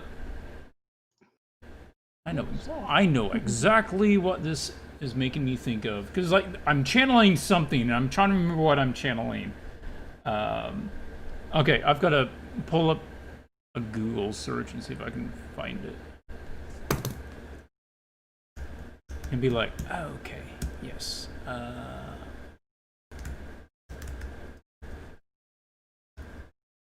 Please tell me somebody has that image online. Anything you want to add while I'm browsing for a minute to find this reference, because it's going to bother me if I can't find it? Let's see what the chat says on that piece. So I totally agree on the comment on the stairs, that there is nowhere anything that makes us understand that there are humans walking for maintenance of this object, but suddenly there's stairs. So either put everywhere stuff where humans could walk, on little machines and little displays or buttons and stuff, so that you could need. But just having one stair on top is a little bit odd, because it doesn't fit the rest of the piece, the rest of the object. Yeah, I didn't comment on the wobbliness of the pipes and it looking like cables, because I suggested, I think it's just a sketch, so probably he will do something about that. But in case he was not aware of that, so having a little bit more straight traits in it would be better. Especially, you can have them being like moving like snakes, but each part of them could be, for example, more straight, like little pieces of pipe that are stuck into each other, and then they can move, because like a bus, it has stiff pieces, but in between there are some soft connections, so it stays flexible. So something like that, have some intersections, some stiff parts, and then there is a little bit of this, I don't know what the bus have there, but this rubber folded stuff that buses have, where they connect in between the part. At least there is like that in Germany, how it is in the USA. But we have buses that can like go on into curves and stuff like that. So have something more interesting about the pipes. They are all the same. They are all having the same anatomy, I'd say. So putting some more interest into that, like these connecting parts, or maybe there is a cabin in the middle of it for the maintenance or something, or I don't know, some stuff that is glowing stripes, and I don't know, maybe some are made of glass, so you can see what is going through there, through the pipes, with little side windows, or how they're called in English, I don't know.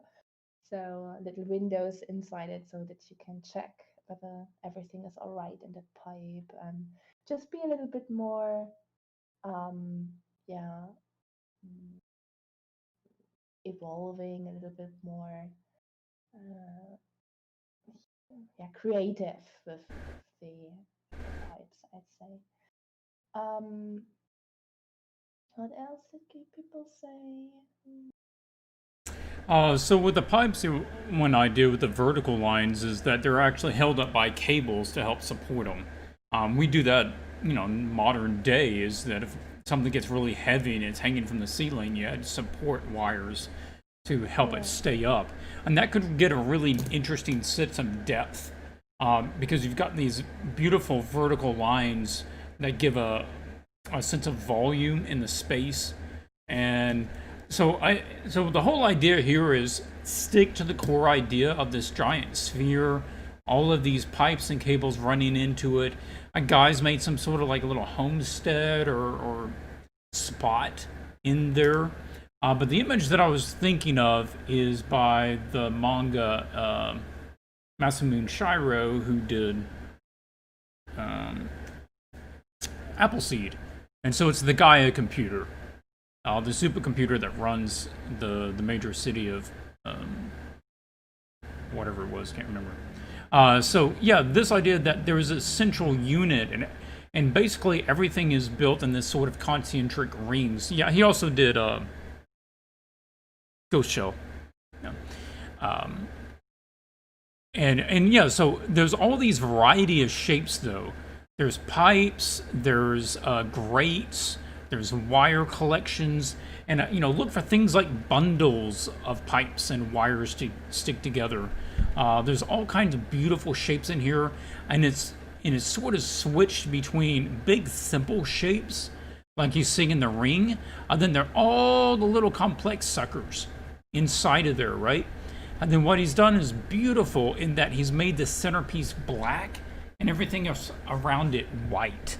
And that works so well. But I would see if you can't take some cues off of this and apply that to your scene. And I think that would just work together really well. Yeah, you can also see two more things, like the shapes there are some round shapes, and there are some more with flatness to it. Yes. So it's not all round as we have in the piece by Jordan. And the second thing is there is very big shapes, there is middle shapes, and there's very small shapes. And also in Jordan's piece, you could play around a little bit more with that. So yeah, that they work so nicely together in that Gaia piece. Like we have this huge circle that is again split up into smaller pieces, and the inner circle is again split up into much smaller pieces. So there's kind of a rhythm to it. It's super busy. There's super much going on, but you know where you're supposed to look. Yes. So yeah, because it all leads to there. Yeah, everything follows a predictable sort of radiating pattern with all the wires and pipes. And that's sort of the design, right? You're talking about there's the flat pieces and then there's basically all the curved pieces. All the flat pieces do a concentric ring. All the curved pipes do a radiating pattern. And so it keeps a symmetry in the scene. Also, look how different everything is. Like, for example, this rounded sausage formed shapes in the foreground in the left lower corner. They are all different. Some have like 3 pipes connecting to them, one has just 2 pipes, one connects to another part that is like the sausage form, I don't know, sausage shape. So they are all a little bit different. There is nothing repeating. There are larger pipes and smaller pipes, and yeah, it's has a really nice rhythm in general, and that's why this piece works so well. Yep. Yeah, if you want to see a lot of illustrations like that, you can go pick up the manga. I mean, it's an old manga. It's been out for decades, but yeah, beautiful work in it. A lot of tech scenes like that. Okay, next up we're looking at Christina. Let's pull that up. Okay, zoom up, that's a little too small. I'm new to composition and creating my own illustrations, so I thought this challenge would be good practice. I think it probably will be. Good choice. My understanding of perspective is very basic, so I'm not sure if I got the warping on the building right. And also, could you talk about the arrangement of objects? To what degree would you group them versus scatter them? I didn't draw all the shelves and books, which is understandable. The idea is already there. Oh yeah, that library is nice. Yes. Yeah, it's beautiful. Oh yeah, I've seen that piece before. I really like that piece. It's cool. So it looked like you were just playing around with a variety of different library arrangements. The general shape, I think, is actually very reminiscent of what we're looking at in some of these reference images, inspiration images. So the kind of inside of a domed library feel, I think that works just fine. So let's just talk about how to get what you have and make it more interesting. And there's definitely ways to do that because right now it's a bit bland. I think that we can get more out of it. Did you have any particular thoughts, Anna, about this one? Yeah, so I really like the idea too, and she has put a lot of work already into Mm-hmm. all the tiny books. You wouldn't have had to do that. So probably there's a lot of copy paste also Yeah. going on, but still, it's so neat. You don't need to go that far for the sketch phase. Um, yeah, I have the impression she said she's not so good with perspective, but if I may challenge you, I would say a 3 point perspective with some warping effect on it would be really cool for this piece. You have it a little bit going on like in Yeah. the third study that you have up there, so that you see the ceiling. That would be point one, but you also see the ground, and there's definitely a warp so that you can see both. And I think this kind of perspective grid would be really cool. It's hard to do. I don't know whether you want to do it, but I think it would make things much more Actually, interesting. warp. Yeah, I forgot I had my other thing on. Yeah, so 3 point perspective and fish lens effect on it. So um, well, that might be a little bit tricky to pull off. Other than that, I felt like the elements in it could be a little bit more sci-fi.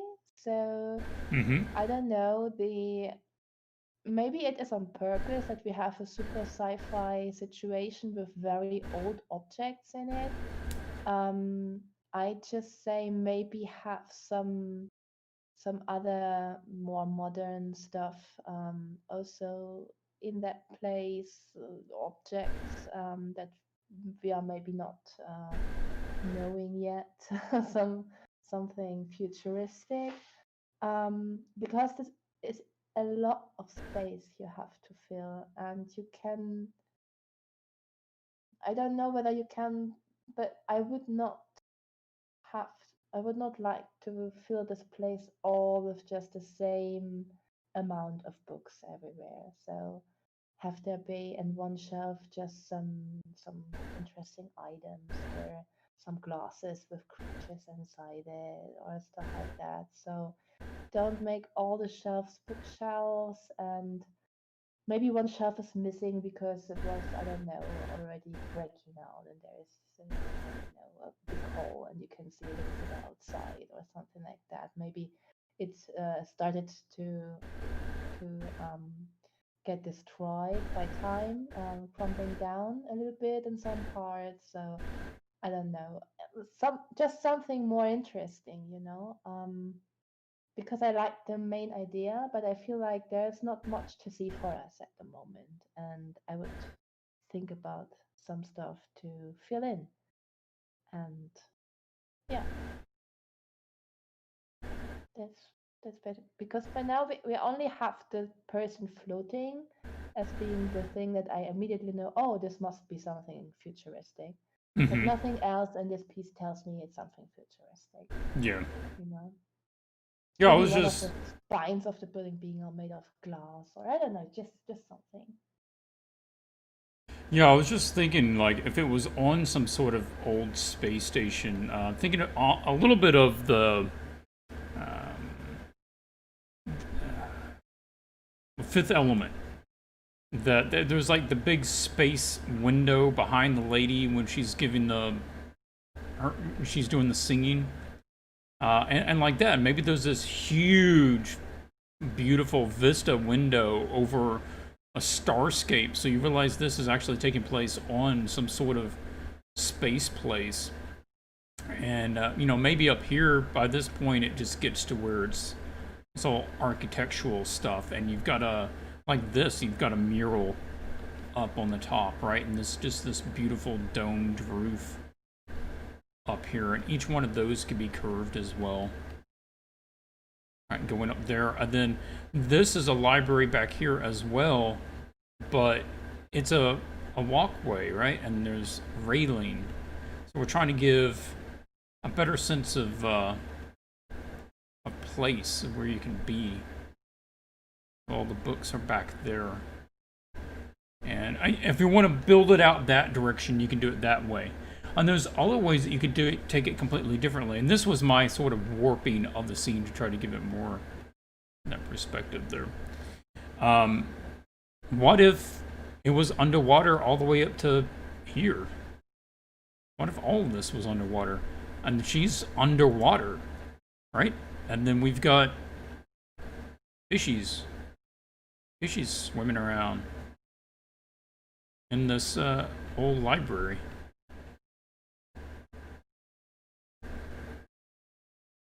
I mean, that's kind of cool, right? And then we've got like kelpie stuff growing. I don't know what's going on. I don't understand it, but yeah, and you could have like books floating around, pages and stuff. And then we can see water. I like your idea, like maybe there's a hole in the wall, and maybe there's water still pouring in, and we see the bubbles from underneath, right? It's still sort of filling up in here. We could do that sort of thing. We wouldn't have to take it that far as well. Maybe there's water coming down from the ceiling. Maybe it's just kind of coming down, splashing up a bit over here. Part of this is broken open, right? Part of this wall is all cracked, sort of like what you have it, I think, on one of yours there. And so we just see the outside of the building, and maybe there's water sort of coming in from there. And we see, you know, pieces of the debris. It's like, okay, well, it broke. Where did all this stuff go, right? And we want some foreground elements. I mean, that if I'm gonna have waterfalls and stuff, I probably don't need it that big. I'd put something over here, and we might have some other element down there. Pieces maybe that have fallen off, and so more of the ceiling is sort of breaking off and going down. But I want like a light over here, like she's shining a light, or there is a light, or what is she looking at? Is there something glowing on the shelf? Right? Is she going for this special thing that's there? I don't know. And can the shelves have a little more depth to them? Like this, you notice that they're curved. Some of them are inset, that sort of thing. So that's the idea, is like if it comes up for a ways, and then it has a level, and like one of these levels right here. And maybe it has like a little thing where it sticks out when it gets to a new level. And then it gets up, you know, up to here. Maybe that's a new level. Yeah. Yeah, for me, this one, the idea works, but it's also sort of vanilla. So it's all about, okay, what kind of toppings do we want to put on it? What sort of flavor do we want to put into it to really make it more robust? Are we going to lean into the flooded aspect? Okay, then let it be really flooded, lots of water. Let's show that affecting things. If it's overgrown, then let's see it starting to fall apart. And let's see some plants growing in here. If it's in outer space, then let's see some sort of hole or window so that we can see a space vista. This sort of thing. Or all the shelves empty, and then that's the only book left that the person is going up to. You know, something on that line. Yeah. Okay, still several others. Wrap it up on that one. Next time, we're looking at Marcel. Okay, let's pull up Marcel's. Marcel has no comments, but we can take a look at some of the studies up here. running with very organic shapes, very Geiger or Giger-esque. Who, if you don't know, was the guy who designed the xenomorph for Aliens. And he uses a very biomachinery sort of approach. Yeah. So, cool shapes. I like the shapes. I guess you really liked this one. And this is a cool shape. So I'm not going to critique the shape itself, really. The shape is working. It feels like it was made, but it feels like it wasn't made by man or for any purpose that I can really tell. And that's okay. That's the way this piece is. I think he did airbrush, not spray paint.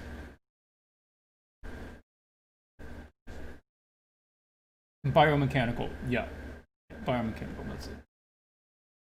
Okay, did you have a chance to take a look at this one, Anna? Yeah. So I really like the shape language here. It's really cool and flowy, and I don't know, if like a snail. It just reminds me a lot of snails, Mm-hmm. and it all flows in this piece, and that is what I really really like about that. And also the color studies are very nice. I think for the value studies, you could have pushed a little bit further and be a little bit more daring with the difference of with different light sources in general. Um, and I'm not so sure about the character that's sitting on one of Yeah. these thingies. I feel like he's not looking at the landscape, but looking towards us, like he's riding on it and it is moving. And I'd rather have him taken out, I think, or being placed on a um, different part of the painting. I mean, we have these tiny humans probably in the middle of the paintings. It looks to me, at least, as if there are some tiny humans, and maybe these would already be enough. I don't know. I'm just a little bit concerned about the one in the foreground. I don't think that he's fulfilling a good purpose for this painting. Um, yeah, yeah, for the planet behind. So I don't know where the setting of this bird is, but I would smoothen out some edges around it. Yeah, and make sure that it is a little bit more faint and desaturated to add some depth to that. So it is just much more far away, because at the moment it looks like it's really close to our midground where our focal point is, and I think this flattens out the image a little bit. I have not taken it into my Photoshop, so I didn't flip it, whether it is balanced, or whether it is a little bit left-sided, left heavy. I would flip it and see how my eyes are yeah, liking that. Otherwise, we would have to put something also on the right side. Yeah, other than that, I don't know, maybe you could push some design things further for the rest of the image, not the main thing, but the surroundings. Oh, you're Of starting to the really more digitize with things. your voice. It's getting Oh, a little hard to make out. I'm not sure why. oh, really? I have nothing turned on this time, on purpose. Yeah, maybe it's the internet here, but I'm also finished with my ideas. Maybe did you understand mainly what I was saying? Yeah, no, I understood it. It was just to the end, it was starting to be like the sort of Okay, digital okay, sound. yeah, I think it's probably a connection issue. Um, yeah. Then you go now. Now it's your okay, turn. I've got to follow what you said, which is the character seems really arbitrary. They're not really giving context to what's going on. And this may even be one that you don't necessarily need a character on. I know it's in the brief, But a lot of times people need to use the character to make a scene work. But this actually is one that you might not need it. Some other things with that is, yeah, they're not looking at the landscape, which feels kind of odd. And I would expect this to be the same size as this, just because they have similar shapes, and generally you would repeat something like that in order to help create a pattern to convey perspective and depth and distance. And I don't think that's right, because I think that if this was over there, it would be like really, really smaller than that one. Just intellectually, I think it's supposed to be further away than that. And if this one was over here, I expect like the end of it would be way bigger, right? Unless we have another one of these here, and it's not as far away as I thought. So this curls up like that, so like you could have the other one kind of doing that sort of thing, right? Where it's curving down. I guess this one could be a little bigger. So this one is basically seeing that one from the other side, right? If you wanted to do it that way. Otherwise, we could probably just chop the character. The moon is the thing that probably bothers me some of the most, because size-wise, they're actually about the same visual size. And that makes it problematic. And that's why I was trying to push it so that maybe if it was mainly out of frame up here, and it was kind of off that way, that you could treat it like moonlight coming and hitting some wet spots on the ground down here. And then that allows the shape to be featured a lot better.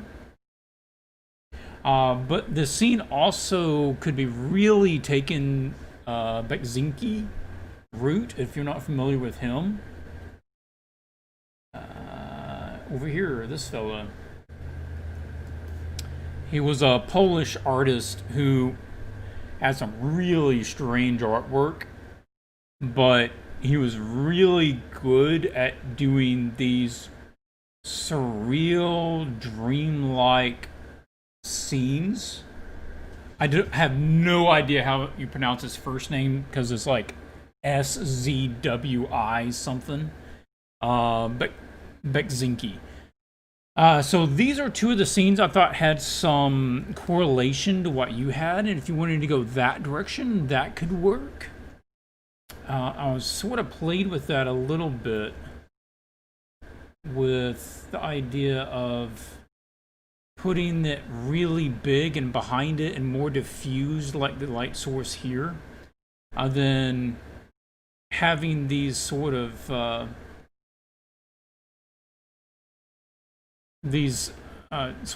pillar patterns, not necessarily bones, but maybe some other kind of organic spire things that sort of jaunt out at the opposing angle of this whole thing. And so this is all just this diffused light source. And so you could have all these things kind of coming out. Or maybe, man, it'd be weird if like these were all just like man-shaped, almost like sarcophagi. And so they're all like men-shaped statue things that kind of bleed into the ground. And then they get real little back here because we're trying to show how big that thing is. And so that they go way back there, right? And so there's just these odd coffin-looking man-shaped things.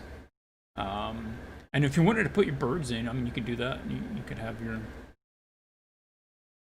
guys back there. And that just takes it a totally different way there.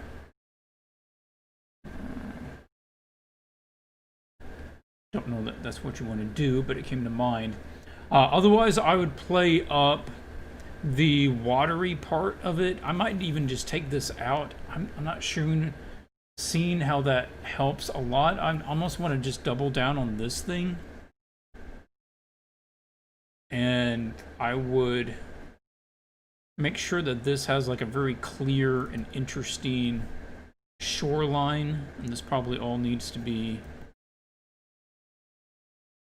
something like that, and like this is all like watery shapes.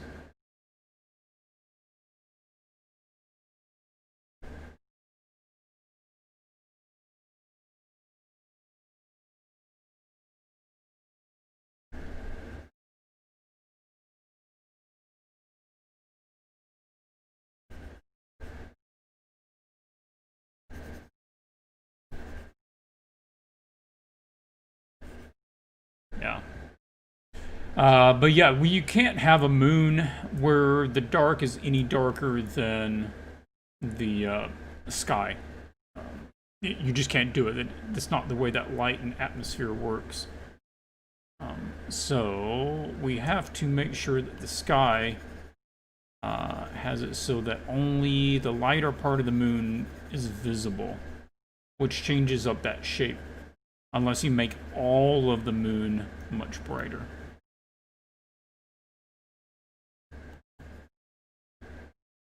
So it'd be more like that, yeah.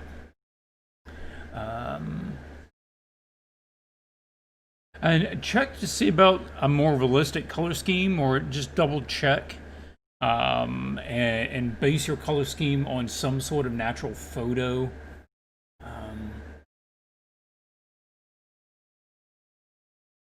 I'm wondering if you don't want to put like some sort of little light source back in this thing somewhere. A couple little spots just to kind of get your, interest. Break it up a little bit. Yeah. Okay, Marcel, interesting piece, cool. I don't have a definitive answer for you because you can take it a lot of different directions. I can even see it if you added like a lot of dust and atmosphere that's low across here. So basically everything gets obscured in the bottom and you just have this strange shape just kind of sticking out into the open air. Yeah.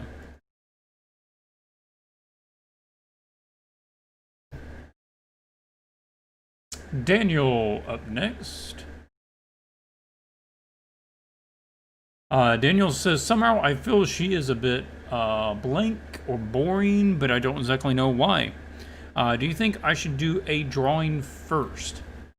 I'm not sure what you mean by that. I mean, like, do a line drawing first? In which case, yeah, probably. Make sure that your anatomy and forms and hair movement and all that stuff is got some good pattern to it. Did you have a chance to look at this one, Anna? Of course. For Daniel, the first thing I want to say is please use the template. You're missing a lot of things. I don't see any value studies. I don't see any color studies. It is kind of, yeah, basically just have hair reference and one for the pose. And there is no no reference for lighting ideas, for style and all that. Please use the template and fill it out. It is part of the process, is part of the learning, and it helps us to help you, and we know what you're going for. um, with this piece, I think it's a good approach. He really tried to do his own realistic version by combining different references and not just copying one reference. So he really tried to learn from each of these and put the stuff together. So you can see that well. The thing about the being boring, I think it is because you did not make use of a good lighting situation, of some interesting colors. You were not playing around with the dynamic of the piece. So if you had done, I mean, Clint, you did some really nice value studies for different lighting directions exactly on that character for the other person that we were critiquing. So maybe have a look again there and see what ideas Clint came up with, and try various studies again and try to change the dynamic of the lighting you have. It is all lit very evenly. And Clint said, yes, it is making the piece, the enemy piece, looking realistic. But he also said you're pretty free in what to change about it. So we want the pose and we want basically the camera angle, but you can change the lighting, you can change the colors, you can change maybe even a little bit the mimic of her, because it can be interpreted as a sad one, it can be interpreted as an arrogant one, it can be interpreted as she just being lost in her thoughts. So there is so many different ways to use expression on this piece. You could play around with that too. And yeah, these are my main concerns. Also here, the same thing with the hair. Um, I think it's a little bit too messy, which is, yeah, she has messy hair, but there is no realistic hair structure going on in her hair yet. So try to group things a little bit more, look for shadow and light patterns within hair. That hair is layering, that hair is yeah, getting grouped together and all that things, and some are loose hair, so you just basically have just grouped hair but no loose ones. And yeah, it's a little bit the balance of everything in the end. Yeah, but it's a solid start, and I like your rendering very much. So now it's a question where to go from here. Clint, what do you say? Well, I think we have to really look at the lighting on it. The expression is a bit passive, so I would try to find what expression you're going for. Is she miffed? Is she satisfied? Because right now it looks like she's just kind of daydreaming. It's really a pretty blank expression. So I'd be looking at changing that. And you know, something that nobody's really paying attention to is that she's actually underlit. I mean, if you look at the light hitting her body, she's clearly being lit from the underside. Then that's the way you underlight an animated face. You can't take the time to do full lighting. So, you know, we'd have like, and I would be trying that. I'd try to see if that works or not. You know, if I do that and this plane is dark and this plane is darker, and then I have that brighter tone that is basically hitting the bottom of the face, right? And we're just looking for those downward facing planes. And then this gets it to be here, and then you have the underlit stuff going on here. And I haven't seen anybody try that yet, and I think that could be good.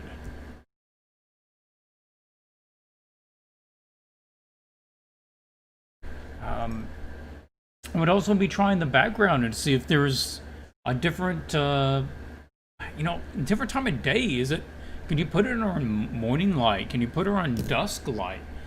Can it be at night? Can she be glowing because she's at night?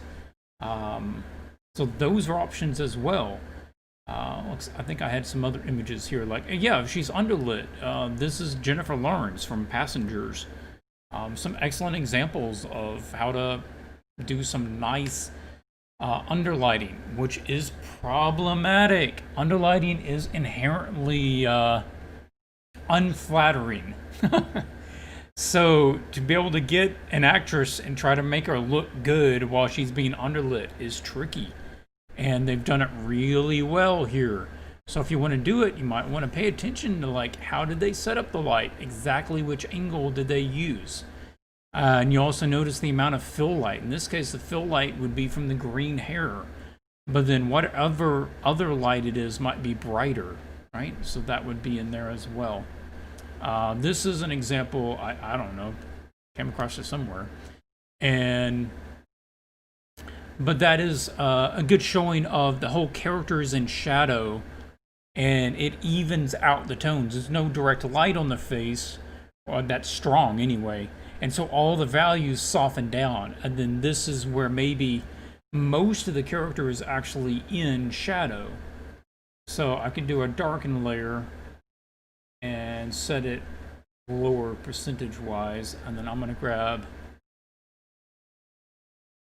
the shadow color.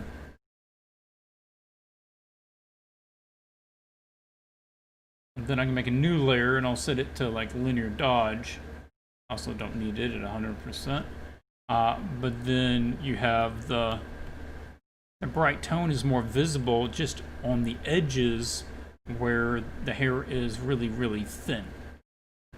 Right, just the little wisp of the hair. And so it's kind of like looking at a translucent object that looks like it gets brighter on the edges because that's where it gets thinner. And then you just get a bit of that glow, you know, on some of the other areas.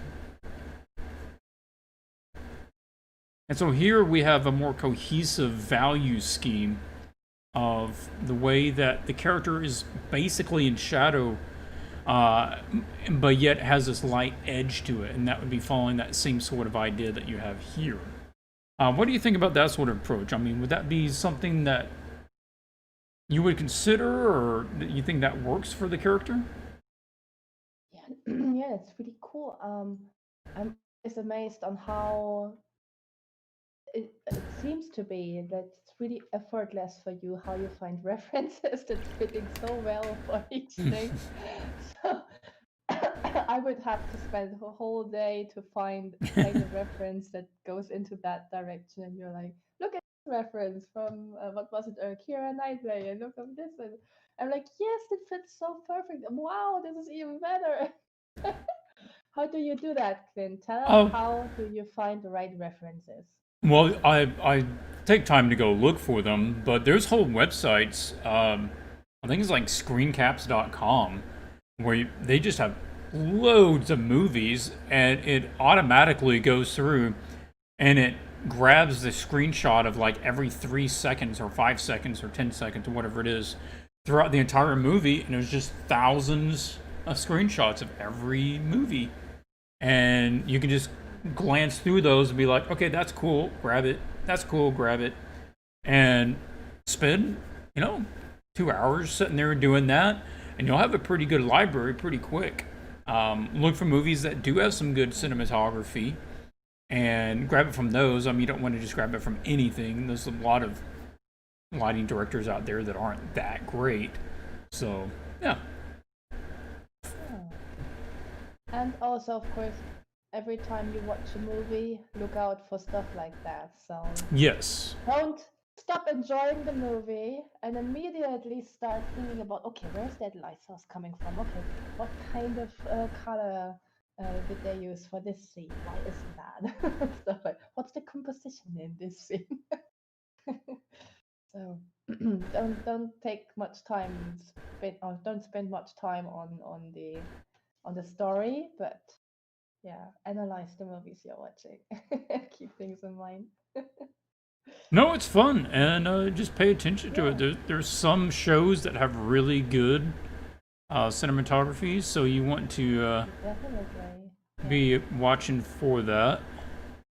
I And definitely want to do also some movie analysis in the art club someday. So moviescreenclubs.com. I am gonna save that page. Cool. yeah, it's something like that. You can search. There's several of them that have that same basic Yeah, I purpose. never thought of that. Usually I just go into Google picture search and put in, I don't know, Lord of the Rings, and then it gives me some nice pictures, and that's it. So I didn't know there was a place to go for that.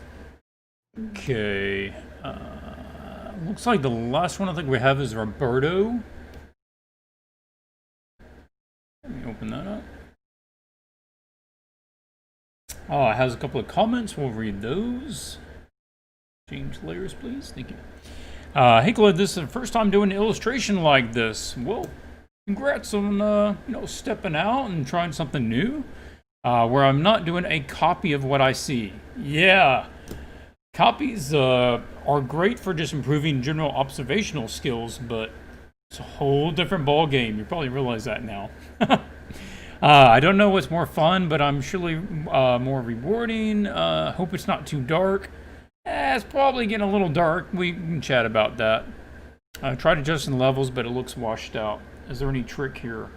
Yeah, probably using a primary and secondary light source, or playing around with the intensity of the light. An intense light will create high light and high shadow contrast, like you see in these dudes over here. That's a fairly intense light. And there's no fill light, which makes it look more intense. Any light source that doesn't have any other bounce light helping to fill the shadows. See, naturally in movies, they would have another light. You almost always have the main light, and then you have the fill light. And the fill light keeps all the shadows from going black like that. But they will do it for especially horror movies where they're trying to make really stark shapes. But so I do like the value studies. You went with several different distinct lighting directions. You have like your front light, which is probably the closest to what we have in the original image, the C key. Then we have kind of a backlight coming over his shoulder, it looks like. Backlighting some of the fins, and then this low light kind of from this side here, but it's a little weird because it's like it's lighting just this, but not even his neck, and not even much on his body. So we don't have any color studies done, and I think we have to talk about the rendering a little bit. That it looks like you just went really loose with this guy, and then you're going to just add your colors into it to paint it. It feels like a slow way to do it, but maybe that works for you. I do have some things and ideas to talk about, but Anna, you want to jump in there and give any input or observations from your side? Where do you have that painting from? Oh yeah, you're right. I'm sorry. It was a late submission. I had to grab it off of Discord. So you're looking at it for the first time now. Yeah. But I also can't see it pretty well because I don't have a big screen here. Okay, well, don't worry about it. I forgot that you didn't have a copy of this one. Yeah. That was sorry. me. All I can see it's pretty dark, and I would, as you just said, put in some fill light. And if my screen is not tricking me, work on some edges. It looks quite blurry, especially around the focal area. And as far as I can tell, probably the planes on his face are also not 100% accurately lit. So maybe by taking the 3D Asaro hat, as we have in the Discord group, Nito put the link for that there. Take that, put the light on it, and take a screenshot and check how the character has to be lit from the specific angle that you choose. Yeah, other than that, I can't help much. I'm sorry, I haven't looked at this yet, and the quality I have here is not the best at the moment. Oh no, that's okay. No, I just wanted to put it in there. Yeah, instead of having to redraw and repaint your thing every time, it's a lot more efficient to just work it in bigger tones. Like, I mean, I would probably just start by grabbing this dude to work out my values. I don't necessarily need to paint the whole image. I would just get the guy, and then I would play around with, okay, well, you know, do I want shadow over here? Really, really lagging on me here. Come on. Nope. Much too big. Thank you. And then, you know, maybe I'll have it dark over here. Okay. And then maybe this side of his face is shadowed, and this is going to be a more intense light source. So that's going to be starker there. Have a cast shadow here. And so you could work in value patterns and value schemes just like over your comp image and say, okay, well, he's going to be backlit, you know, that sort of way. So that's some ideas, but here I think we're just getting too contrasty. It's not very realistic because of the way that some of the light is being handled, and that it's not affecting things in a natural way. I was thinking of this scene from CSI, and I think this could work really well. It'd be fairly close to what you have, which is the guy remains fairly menacing and dark because it's kind of an interrogation scene. And you notice a couple of things about it, which is he has a silhouette, but he has a fill light on him, so that all that stuff in the dark is not lost. And he's got that rim light, and that's actually a little kind of a cross between several of the ones that you have here. So if we used more of that sort of approach, and again, the light source is going to tint anything that is in the scene. So let's say that we do like a color. Not 100%, we're going to take it down a little bit. Yeah. And this is probably where you want to use atmosphere. If it's going to be for a movie, it probably will have atmosphere. And so you can just have this bright light back here, right? And so that can be back here. It can be a little less over here. It's back this way. We're just doing this one in color. Yeah. But yeah, you've got the beautiful bright cyan of light source from something. And then the fill light, which is a slightly different tone. I'm not sure how you're doing the nose there.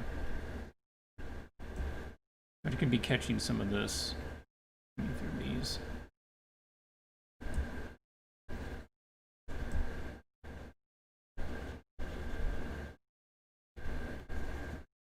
But all of this is basically going to have some fill light on it.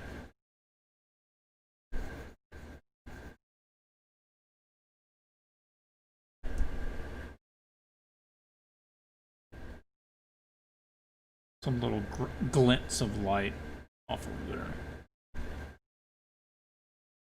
So we have basically a mid-tone back with shadow, dark shadow along the edge where neither the fill light nor the backlight is catching anything. And it could be that it's mainly focused in this area. But you could even have a fill light over here if we're losing too much of the form, and we're losing quite a bit of the form, so we don't necessarily need so much of it lost to shadow over there. He can still be menacing because he's underlit and his eyes are sinking in shadows, and that's something you see here is like, that's one of the reasons that you light interrogation scenes that way, and then actually do interrogation scenes that way. So they put the light so that you can't actually see your interrogator's eyes. It gets completely shadowed. Then that keeps them in the psychological position of power because they can read your expression and you can't read theirs, so you're at a disadvantage. And psychologically, it kind of gets to you. And so the same thing here. I mean, you could shade it so that you like can't make out this dude's eyes. It's all just lost in there. We're doing, you know, that sort of thing. And again, you'd have sort of the core light on this side too if you have a secondary light source. Or, you know, I'm thinking like, where is this taking place, right? It's in a city, so maybe there's cop cars. So some of the lights could be red, right? It'd be like on a cop car, the top of a cop car. We can do that sort of thing too. Okay, what are you thinking about this sort of approach? Is that making sense, or am I just confusing the issue? Yeah, let me just load a little bit of what you have done. I can't have the whole screen running because otherwise my audio doesn't work. Oh, okay.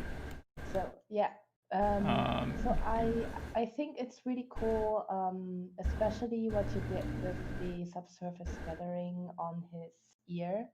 So this is a typical thing you also see a lot, for example, in Riot art.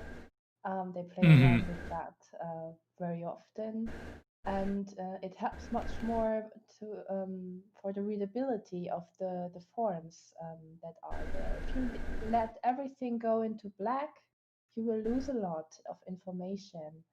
And yeah, I like this color approach. I liked it in completely blue, but yeah, you can play around like Clint does now with adding a little bit more of red flesh tones and some green tones as well. You can, yeah, try it very colorfully or stick to a monochromatic,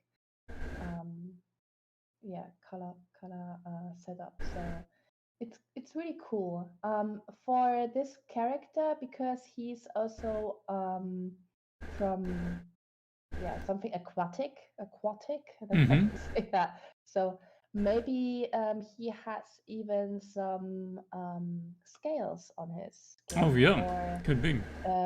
some that is a little bit more shiny because it is a little bit Oh, that's a let's nice say idea. moist or something. So you can play around with that too, and it gives um, very nice effects. I also like this.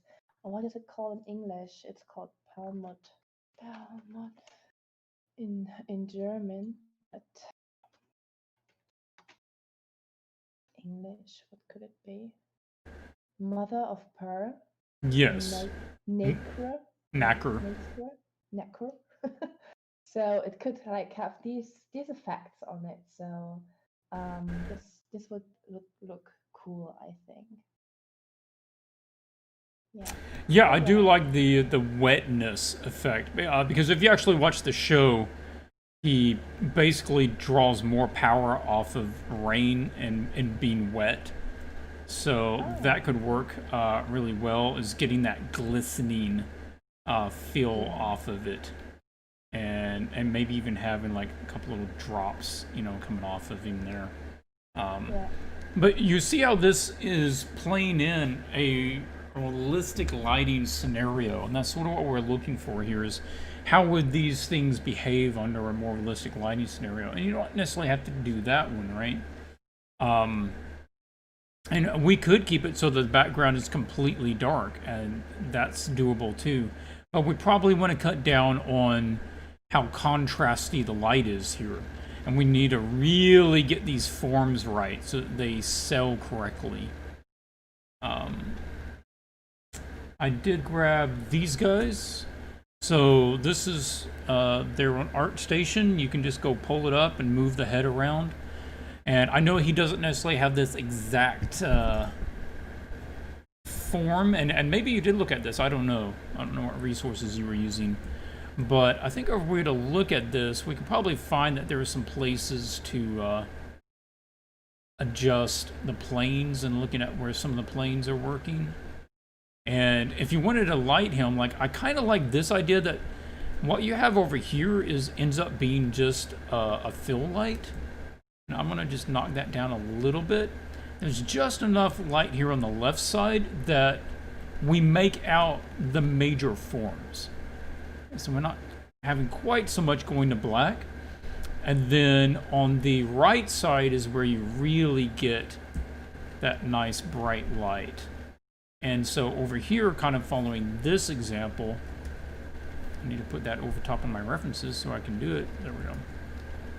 Then we get this guy's face over here. And yeah, you've got some sort of fishy nose thing going on there. I'm not sure what that looks like.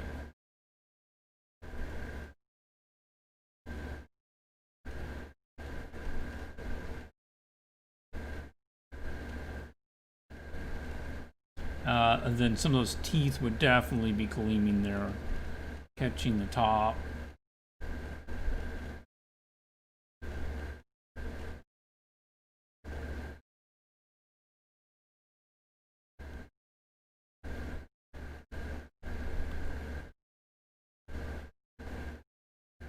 So here we can state a lot about the character without having to put the main light on that side of the character. But I would be looking to keep the white robe, even though it's dark. We probably still want to distinguish the white robe from the flesh of the character. Those would be a bit darker. It's just, you know, it's lighter than that is, so we need to make sure that that stays true.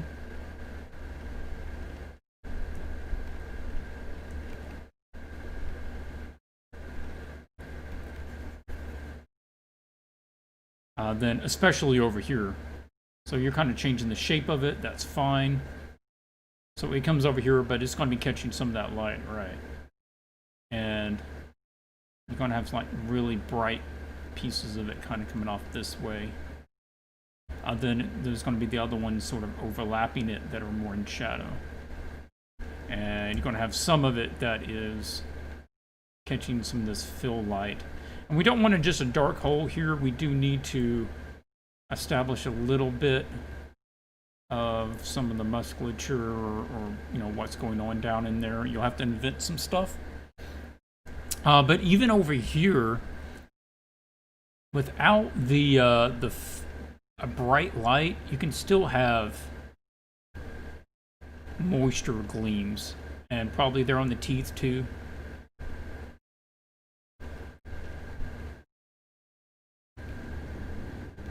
And so you'll need to look at kind of how those work and where you want to put those. So that would be a different direction. So good approach. We just need to refine it, and we need to find a photo that like I've got that guy's name anyway from the show, but the guy from the show there. So find a photo like that and try to pick up some information. Look at how it works in silhouette. And then look at how it works with the fill light and the main light. And that's what we're really focusing on, is how can we mimic that sense of realism in our pieces. I feel like there needs to be some sort of background light over here, since there is a light source.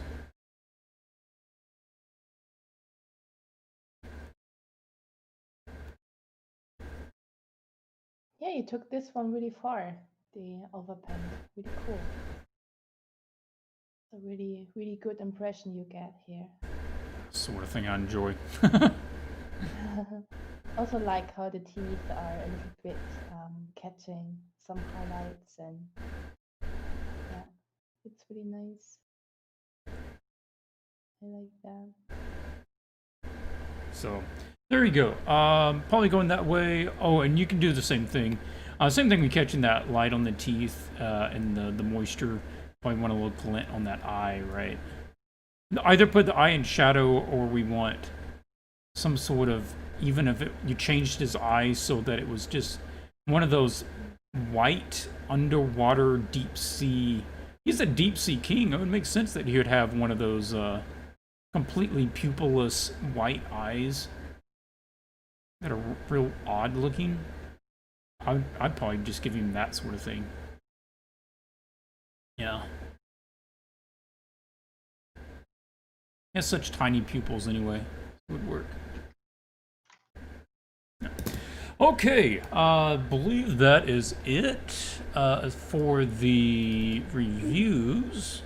Just a reminder, everybody that didn't catch the beginning of the stream, we have several things going on with Swatches. There will be a new live stream this Wednesday. It will be a paint over. If you like watching the paint overs, that's all we're doing.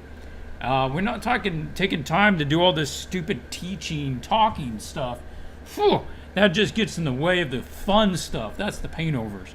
So that's what we're doing there. You do need to be a tier 2 member here on the channel. We just opened up memberships on the channel. And so you need to be a member in order to join that. The new website is up and going. That's at swatchesart.com if you want to take a look at it. And illustration process product is put out. If you want to get better at these things, art challenges, art competitions, more complex scenes, taking on commissions, and you want to see my workflow and the advice that I give how to do these things, it is a collection of all that advice that I normally give put together in one package. Illustration process, you can pick it up on the site in the store, swatchesart.com. And Anna's kicked off a whole new set of subjects to work on in the art club on the Discord, is mainly where it's most active. So go out to the Discord server. The link is down there. You can follow it right there on the chat and jump into that. That is the sort of stuff everybody needs to work on to get better. It's a lot of fun. Do it with some friends. Get some feedback. It'll work really good for you. You'll see improvements. Anything that you want to mention before we wrap it up? Just thank you everyone for joining. It was really interesting to look at your sketches. I'm really interested in where you will take things. And yeah, next week we will have a completely different growth, isn't it, Clint? Oh yeah, that's right. Next week we will have a completely different challenge. Group 2 is doing a sci-fi verse myth challenge that's actually fairly broad.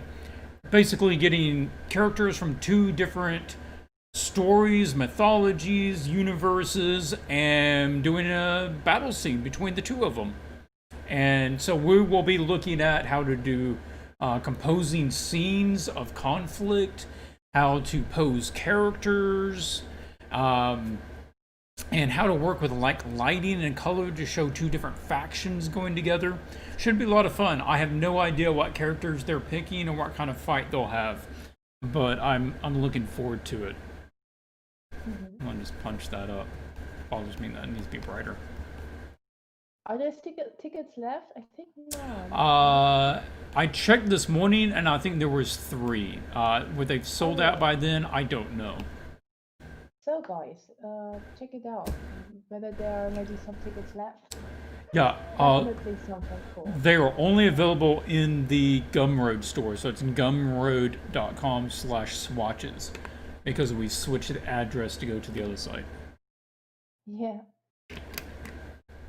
Okay, well, that's it. I'm going to jump on to some other stuff. Thank you, everybody, for joining, and I will catch you next Wednesday for the paint overs. As always, you can catch us on the Discord, though. So, until then, keep drawing.